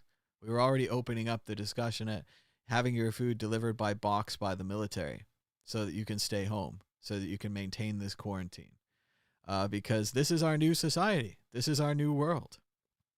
So, I don't know. I think it just seems like it's, I don't know, man. Like I know that we shouldn't compare the numbers, but the numbers for the amount of people in the UK, for example, that died from flu in the current 2019 to 2020 season, I think stands just over 6,000, which, yeah, obviously, that's over a long period of time. But when you think about it, why aren't we losing our shit over tuberculosis killing 5,000 people a day or whatever? If it's a case of we can, just pump loads of money in and buy malaria nets and eradicate malaria, and that kills way more people, and it even affects, people from rich countries that go to where malaria is prevalent or whatever. Why the hell, if they care so much, aren't they like, I don't know, putting the entire place in a malaria? Well, obviously not the entire place in a malaria net, but I don't know. It just seems the proportion of freak out is so much higher about this now. Maybe the media recently, or in the last over the last 20 years, has just become so hyper. Every hyperbole everywhere. It's just everything's just the extreme version of it. It's not, you don't get a reasonable perspective from someone being interviewed. You get the crazy person who's like going again. So I don't know. I think that the media plays a lot of part, and also my girlfriend was saying earlier that she was looking at the stats of the number of obviously it was a different scenario, but because social media is a lot more prevalent now, but the proportionately the number of stats to users, etc. For swine flu, which killed 500,000 in the end, was nothing compared to what the attention this is getting. So it does seem, dare I say it, but Shakespeareing it, maybe a little much ado about nothing. And I'm not saying that nothing is not, because obviously people have died and it's very bad. But when you think about the other stuff that's happening, surely there's, I don't know, surely there's just a bit more we could be doing in other areas if we're that worried about, death counts. I think it's about the spread. I think that this thing, the way that it spreads is different than the other things. And when we talk about other diseases, they don't live for 3 days on substances. So this thing lives for 3 days on substances. So if you're out in the world, you touch something that someone sneezed on or they coughed on or something like that, that you're going to pick it up, get it on your face, it goes into your eyes, nose, or mouth, and then you're sick. Yeah. So I think that the way that this spreads, it's a little like Jurassic Park. Like they've invented a brand new disease. And it's not even a brand new disease. This is COVID-19, right? There were 18 other COVIDs that are also probably really awesome, but not as awesome as this one. And it's another one where to us and to the normal people, they're like, this is just like the flu and this is just like the thing. And it's like it's overreacting. There's these scientist guys and they're out there and they're like, holy shit, this is the most amazing disease I've ever seen. Like they keep showing us those pictures of it.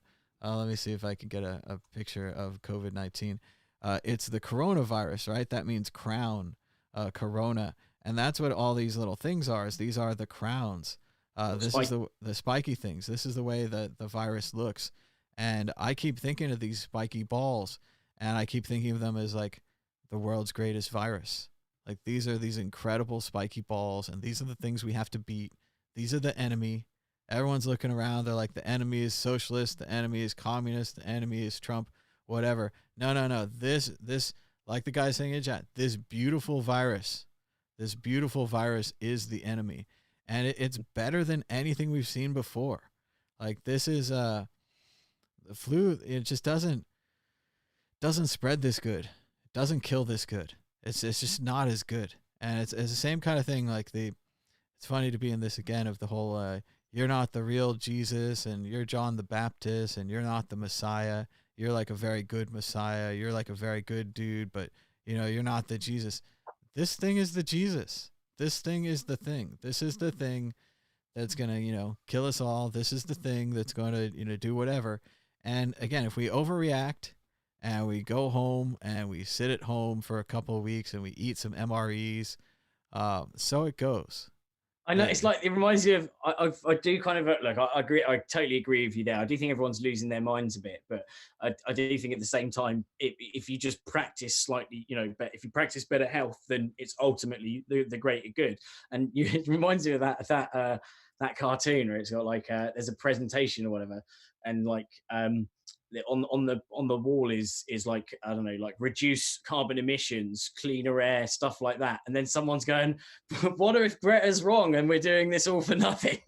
I know, we're cleaning up the environment for nothing. We're like saving the environment for it's nothing. The same like principle is, well, what, one thing this has taught us, and I think it's actually, although it's terrible the amount of life we've lost, is that like, we need to have better processes and procedures around this, that when it happens in future, there needs to be more unity, more co-working. Hopefully this will be the spurn of some really good open source medical research projects, but at least it's kind of, at least it doesn't seem to me, I'm looking on the positive side, but it doesn't seem to me as bad as something that we could have been hit with that really does screw everyone over. And there's still a lot of medical professionals. I think this is the worst thing we've ever been hit with, man. I don't think there's a, oh, here we go. Did I find the simulator? Ah, yes. Oh, fantastic. I found the simulator. We're set. I watched a documentary yesterday on, if I can find it, I'll post it in the thing, but it's a Cambridge University documentary. It's only a short one, 20 minutes, and it was actually about the Spanish flu, and it was 2 years ago.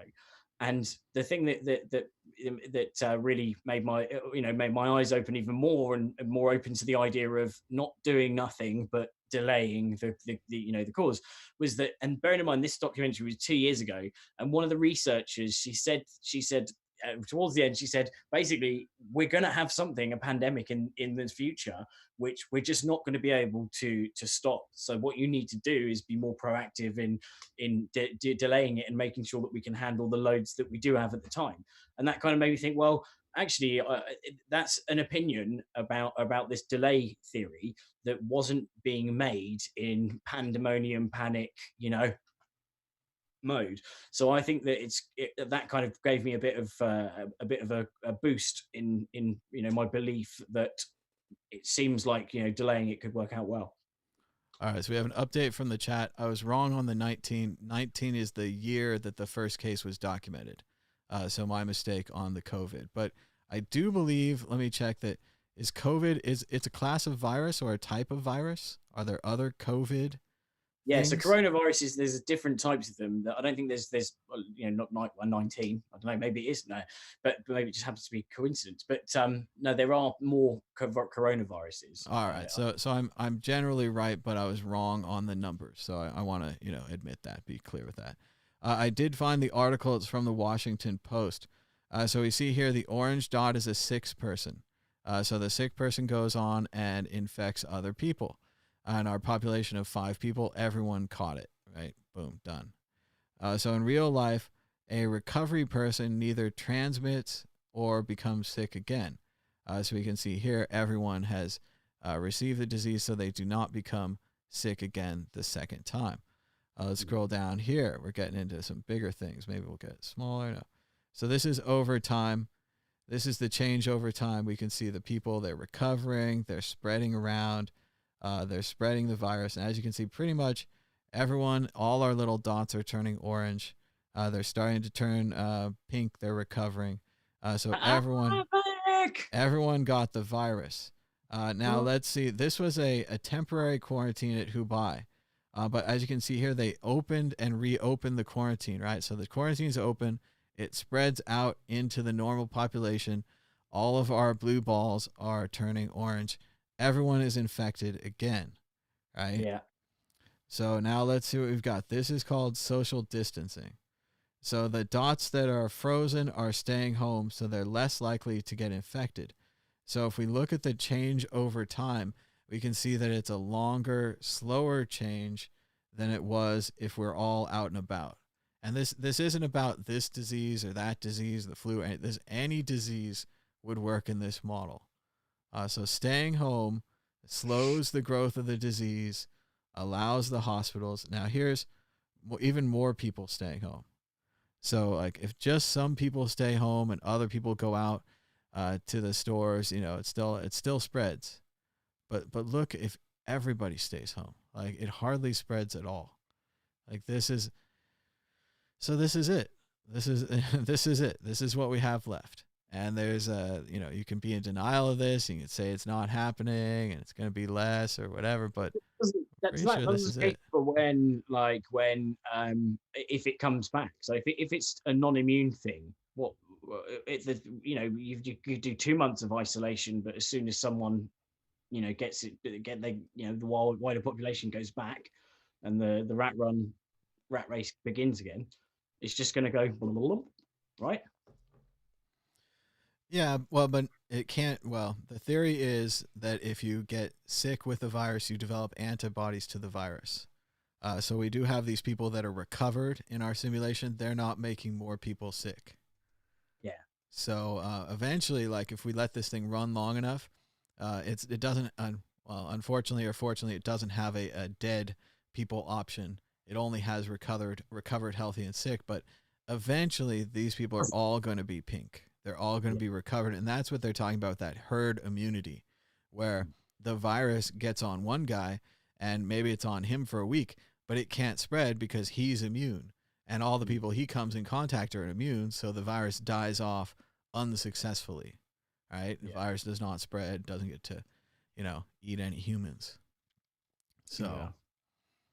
I think there's some talk about it being bioengineered, but I really don't think that's the case. There's lots of reports that have come out and immediately been debunked by other scientists.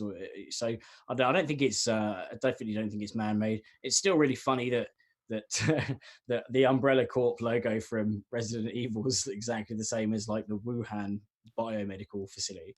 But these are just coincidences, and you can read into all sorts of stuff where there's coincidences and extrapolate out crazy things that you want. But they say there's a new Resident Evil game coming out like a week or something. Oh, is there now? Yeah, so we know why this virus came out. Well-timed marketing, so you can stay home and play the game. Yeah, like April, like that. Oh, but that'd be terrible. They're like, April Fools, everyone. Like when the world's like completely chaos, they're like, oh, you ready for the new Resident Evil? Very ready. They're talking in the chat about chicken pox infection parties. And that's actually the way to do it when you have a virus that's weaker and doesn't result in so much death. The problem with this virus is we just don't know enough about it. So it's always that dice roll where everyone's like, oh, 20-year-olds are fine, except for that guy. And if you had that guy at your chicken pox party and he gets sick and died, you'd feel pretty bad about having a chicken pox party. So it's pretty tough. Yeah, I'm on the side of, and this is really polarizing, but I'm a herd immunity dude. I believe in that, as it were. I'm very, very sort of long time Skeptics Guide to the Universe and Skeptics sort of podcast listener, and I like the debunking of certain crazy things. So I totally believe in vaccination, and actually my girlfriend relies on it. She's got an autoimmune disease called Addison's, which is life-threatening autoimmune, and so she relies on herd immunity. But I don't know. It seems like the getting a vaccine for this. I mean, I'm not sure. I don't think there's a vaccine for the other COVIDs that are out. It's just something you kind of get over.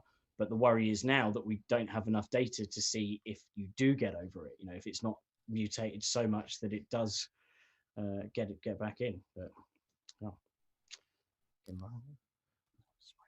So it seems like in the chat they're worried about where the virus came from. And if it came from a lab or if it came from a government conspiracy. And it sounds like it has, allegedly, according to the chat, it has HIV proteins on the S protein. So that would be bad if it did. I'd be against that. But that doesn't really help us unless they also made a cure at the lab, which is unlikely. We're pretty much in the same, like, I guess, if it makes you feel better, we can be like, all right, it was a government conspiracy.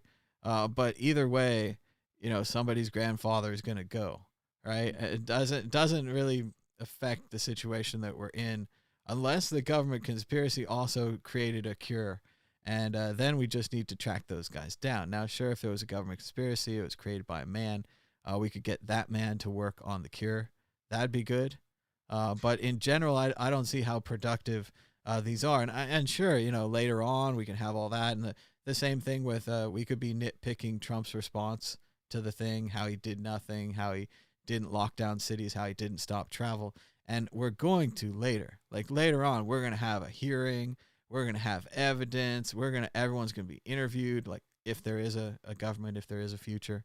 And the same thing for, the whole, like, if this thing came out of some evil government weapons program, I'm not saying that you guys should stop. I'm saying you guys should keep going after this till you find out the name of that program, we find out their funding, and we get their guy and we get him down to the hearings on this. And that'll be great.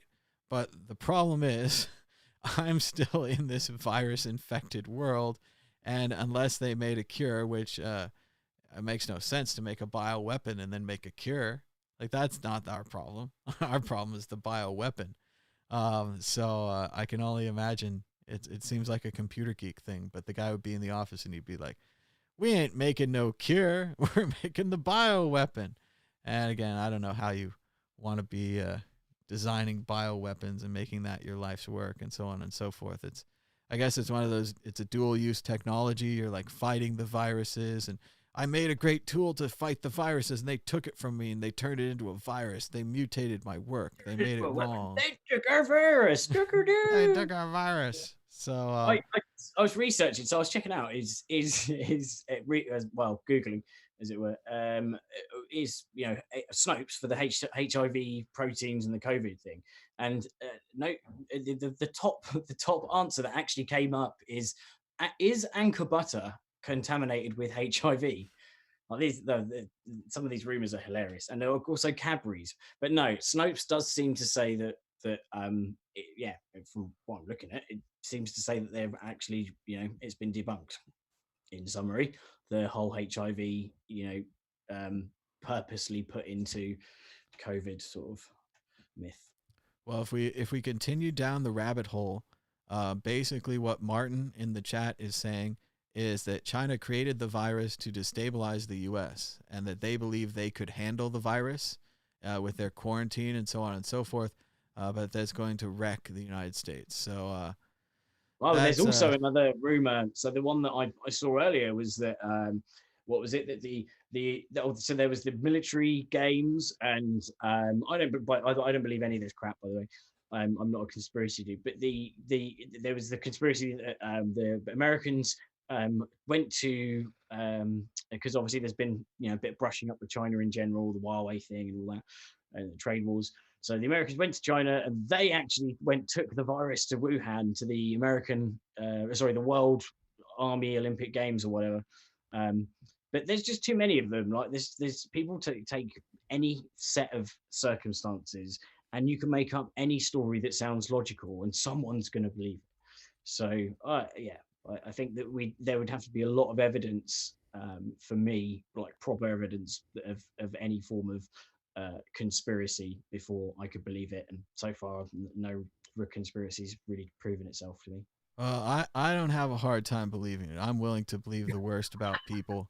Whatever you got, I'm willing to say, oh yeah, I'll bet we're capable of that, and as unfortunate as it is. But yeah, they're saying that it's a Soviet virus because you can clearly see it's red. Is Soviet Russia coronavirus scared of you? Yes, the opposite thing. But yeah, let's see what Moscow. They said there weren't any cases in Moscow. I do think there are cases in Moscow. I love that they put an ad on the this World Meter coronavirus thing. Do you suffer hot flashes associated with menopause when you're looking up your important information about the coronavirus that's going to kill all of humanity?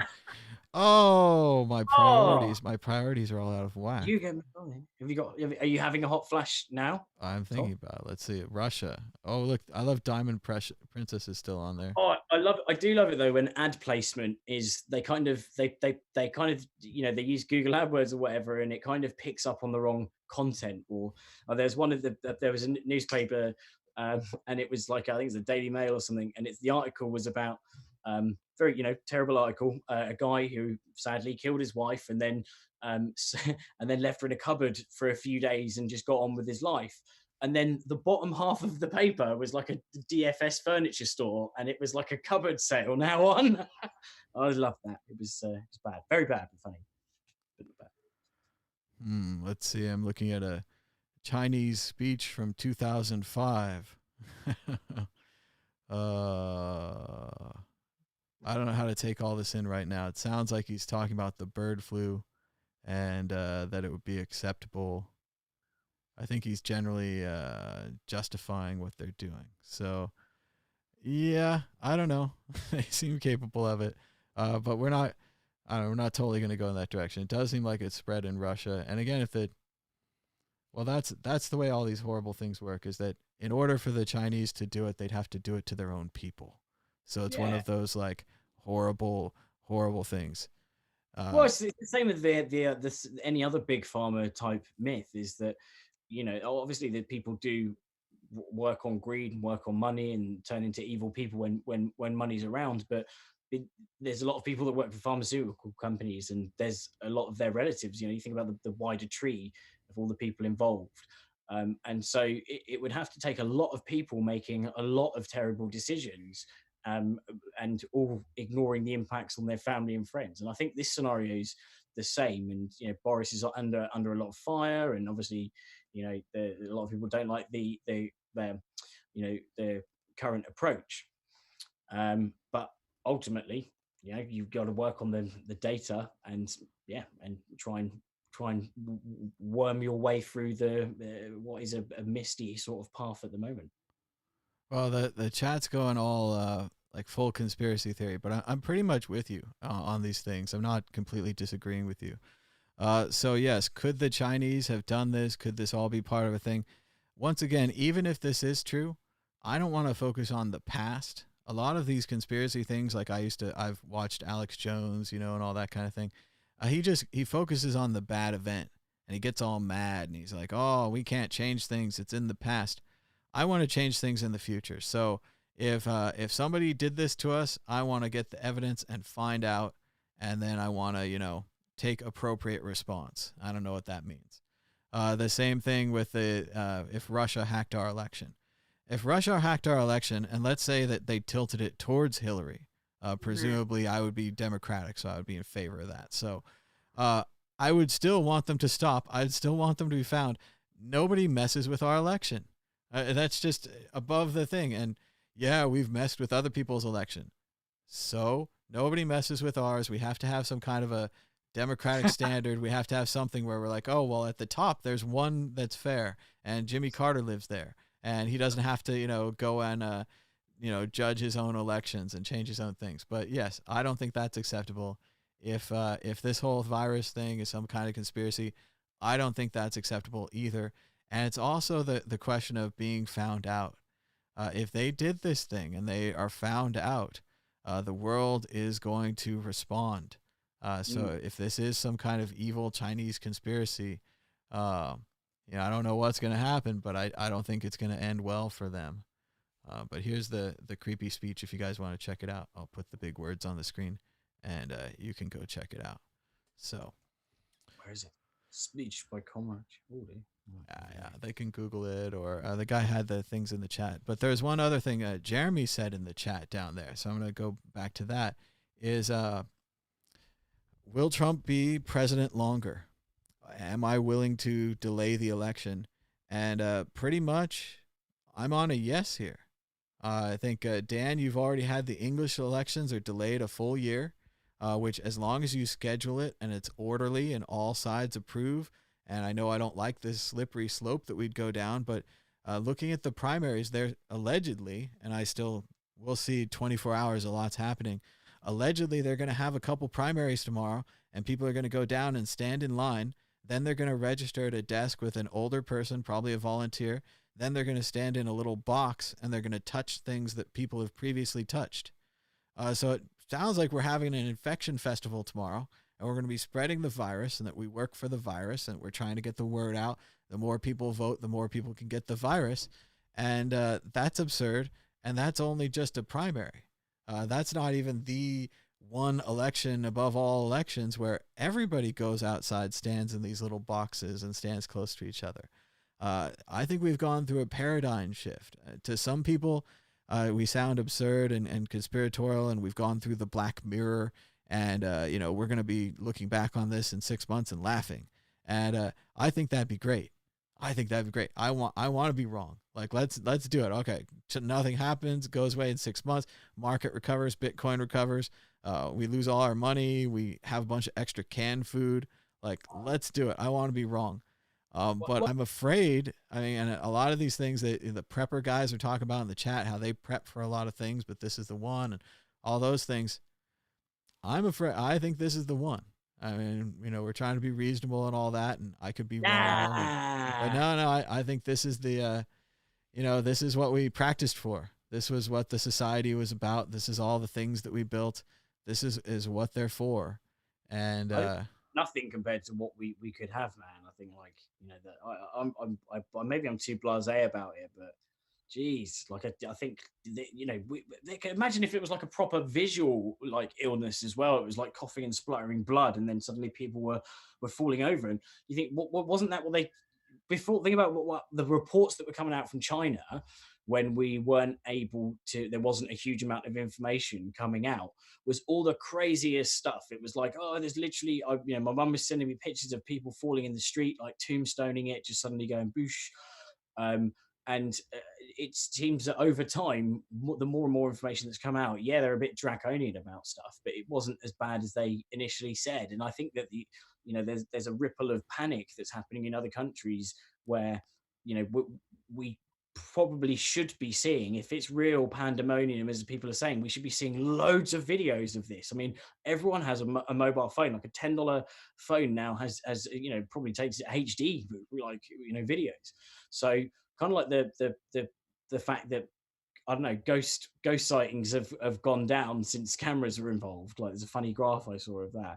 This kind of seems like the same to me. The more and more countries it gets to, that, I mean, Italy at the moment is in obviously a bad state and panic mode, but I don't know. It just seems like it could be just a bit overplayed. I'm not a worrier though. Well, I am a worrier, but not a worrier. I worry about the Bitcoin. I don't worry about the Bitcoin price. I worry about the number of people that believe in the tech, not just the money. Yeah, I don't know. I think this one, you just have to, well, it depends on what town you're in or whatever. But I went out to the store a couple weeks ago and you could feel it already. People were already starting to do the social distancing thing. People were looking at other people as if they were going to spread the virus to them. There's a lot of social anxiety that used to be just me, but now everyone else is returning their own social anxiety, which is, of course, ramping mine way up as well. So, no, I think this is, and it was easier to say that it was no big deal before they started closing things, before they shut down basketball. It was easy to say this will pass over like the bird flu and the Ebola, which, again, I was in the camp where I was like, yeah, this is no big deal. And I wasn't watching the news. I wasn't paying attention. I wasn't tuned in. And the whole thing went up and went away without me ever getting engaged. But you have to imagine now, everybody's engaged. They canceled basketball. Like you can't just go watch ESPN and pretend and forget about the world. Like there is no escape. Like for a little while there, I had the words muted on Twitter, and that made it so I only got the people who didn't use the words in their tweet. There's lots of people that just kept talking about it, but they stopped using the words coronavirus or whatever it was. And the idea was to keep it contained, right? To keep it contained to my little social networking thing. And I would only see the virus in, news.google.com. And all I have to do is not go to news.google.com, and then I don't see the virus, right? Well, it broke through that. It broke through all my filters. Like it's in my sports show now. Like it's in, do you like movies? They're not going to bring out the new Mulan movie. They're not filming the new Little Mermaid movie. Like these are not big deals to me, but these are big Disney movies that are canceled. Do you like iPhones? They're going to have trouble making the new iPhone. They're saying today, do you like video games? They're going to have trouble making the new PlayStation. Like things that we used to rely on. And that's why the stock markets are so down. The stock markets are trying to judge out forward Like, if there's still going to be businesses, if they're still going to make money, how many iPhones are we going to sell? And obviously, we're all staying home. We're not going to buy an iPhone, a new one. The Chinese are all staying home. They're not going to be able to build a new iPhone. They're going to need to get the chips from someone else. They're going to need everything is so intercomplicated. And we always just kind of, we only notice the intercomplicated when we do that stupid exercise and we take things for granted.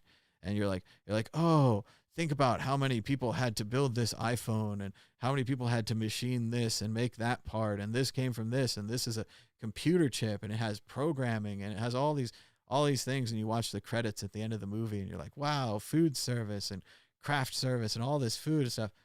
Well, this is it. All those interconnected people can no longer be interconnected.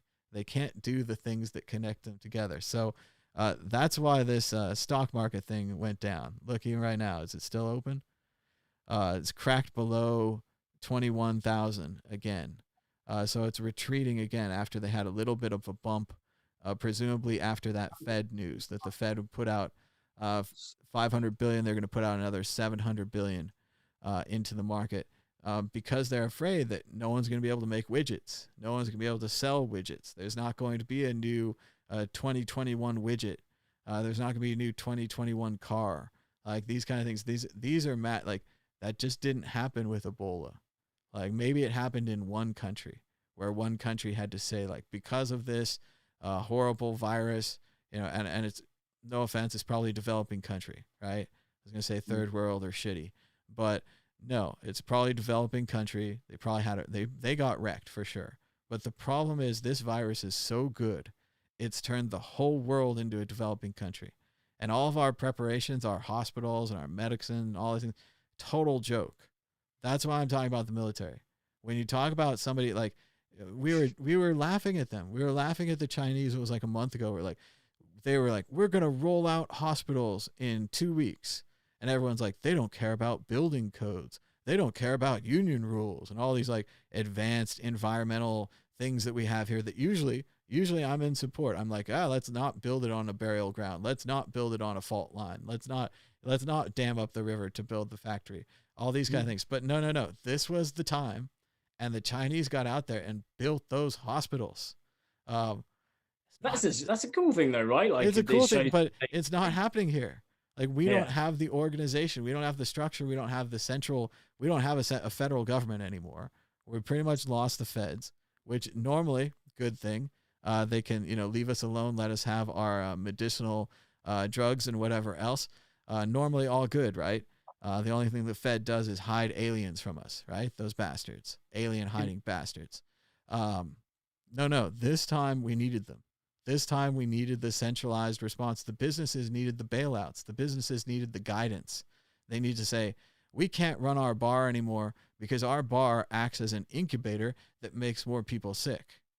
And that's not our business. Like, our business is, selling drinks. Our business is music and pizza.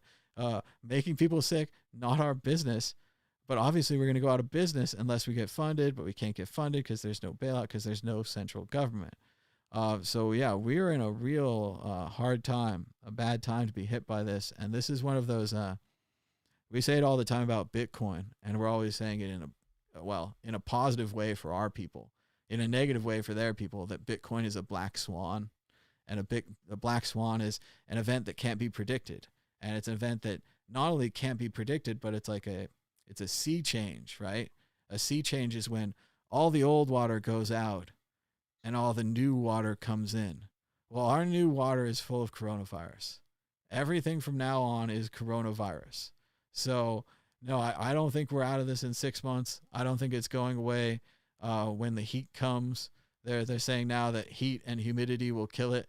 But there's many other countries where they do have spreads where they have lots of heat and humidity. So no, this is a sea change. It's always winter somewhere.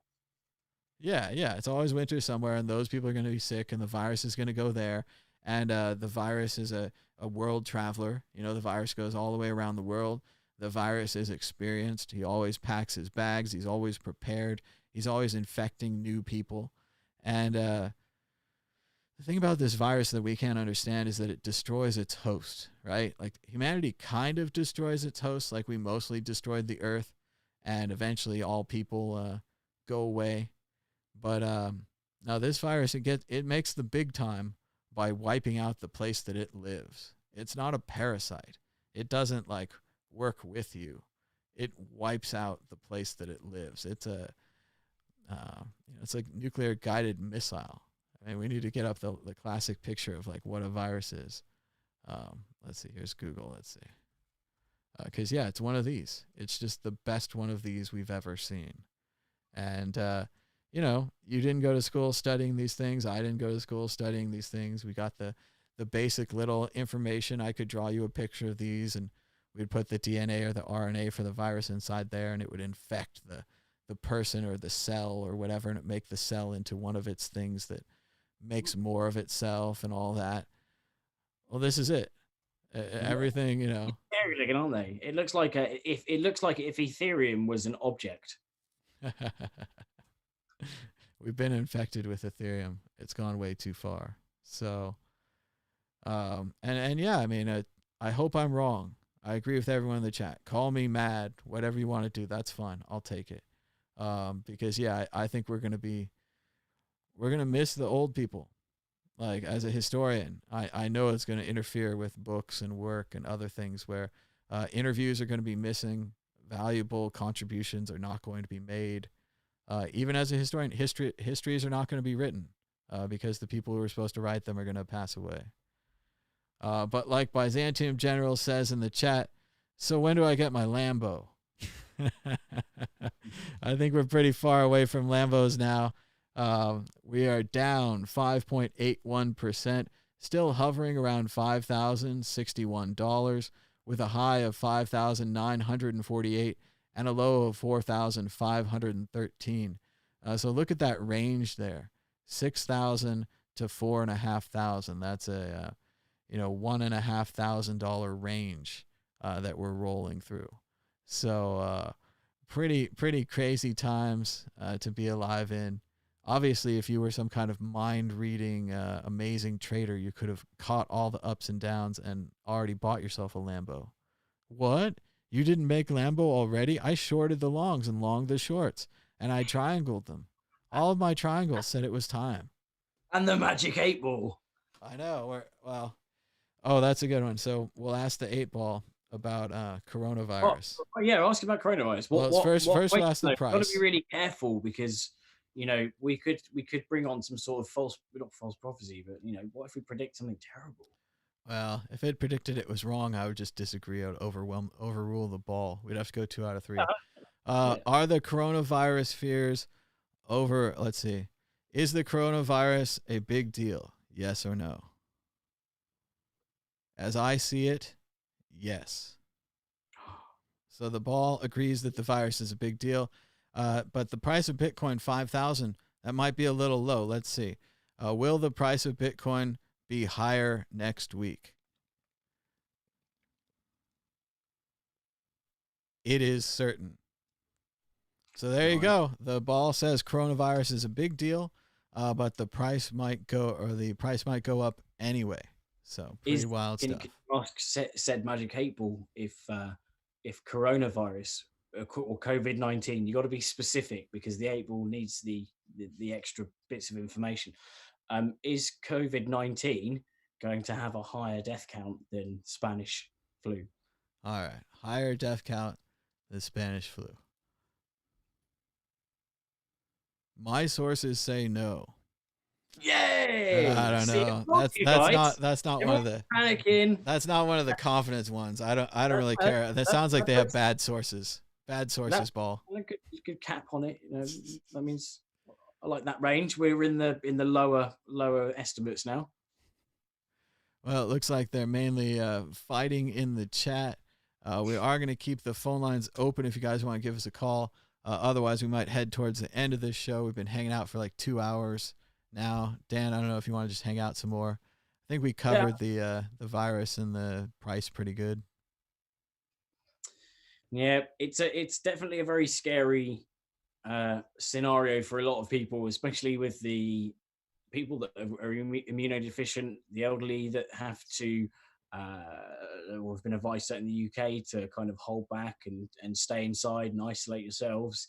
And then also for the rest of the population, what I suppose we kind of forget about is that herd immunity, the people that impacts effectively, is or the people that are least likely to die, but there's still a chance that they could die. So, you can see where there's, for every side of the fence, someone is going to end up in a bad position. There's decisions that are going to be made, like they're doing in Italy, about ventilators and where they go, and it's this hierarchy and prioritization of life, which is awful.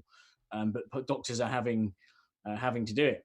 But we are here enjoying Bitcoin and learning about it, and I'm trying to learn Python now. So make the most of the isolation time and just find something cool and try to do it, because it also, I'm not a worrier, but it did kind of, it has concerns for my family, but I'm just enveloping myself and immersing myself into learning like Bitcoin RPC stuff and cool things like that. So I can definitely say that it's helped not clear my mind, but make me kind of a bit more rational about things. Maybe too rational. Maybe I'm dead already and I don't even know. That would be concerning. How would I even find out? You become a computer. You're data. You just didn't know it. I'm in a stimulation. You're an android. I knew it. Well, no, I don't know. I think we're in real trouble. But we're going to keep this show going. I think it's fun to hang out, chat with you guys. We had a couple of phone calls. Thanks so much to everybody who called in. Be sure to give us someone call in again. I know if you call in, we'll go another 10 minutes or so. We'll take your call. But remember, talk shows got to have talk. So calling in is an important part. You can also give us a thumbs up and a share. That'll help more people find the show. That's how YouTube recommends the show to other people. You can also subscribe to the World Crypto Network. We do shows like this all the time. We've got other shows you can watch. We did a really long one the other day when the Bitcoin price was crashing. That's a pretty fun one to watch. It's like 4 hours. You can skip around too. You can fast forward. No one's stopping you. You're free. And you can also donate to our fundraiser. We had 32 donations. I'd like to see 40. That'd be cool. If you donated like $5-10, you would be in our fundraiser and you would help us reach our goal of 40 donations. Right now, 1 million Bitcoin is $1 million in Bitcoin is 196 Bitcoin 0.73. So anything you can donate will help us towards that goal. Yeah, and I think it's this year, it's going to be a difficult year for getting new interviews, because there's so many conferences that are cancelled. We've got CoinFest has been moved to November now. I can just see all the other conferences, certainly this side of summer as well, starting to clamp down, which is really annoying because I'm really poor from crypto now. It keeps on getting worse, and so now I don't even have free freaking t-shirts to look like from all these conferences. So yeah, it's really sad. I need the conferences. I need free t-shirts. I need free pens because I can't even afford those. So yeah, please, make your conferences available. And if you could do like virtual reality doggy bags. I don't know. I could print a pen, or I could print a t-shirt. I don't know. Just do something, guys, please, because I need some merchandise. I think we're going to get used to virtual conferences. They say you can go to these new VR conferences with just your web page and browser. So I might try that out, because I don't know that I don't have a fancy VR rig like all the kids these days. But yeah, they're having VR conferences, VR speeches. But yeah, I think this is going to affect every aspect of our society. We're all gonna become, social anxiety, social distance, paranoid, afraid of other people, insulated within our own bubbles and our own world. So basically the whole computer geek reality continues to transform the world into computer geeks. So if this is any sign, it's probably going to be good for Bitcoin, because as these people stay home and self-isolate and talk to their other computer geek friends about how good it is to stay home and self-isolate, as we've been doing since the beginning of time, they'll learn about Bitcoin and they'll get into Bitcoin. And that's our positive end for the future here, is that more time to learn about Bitcoin, right? Oh. So that's about it.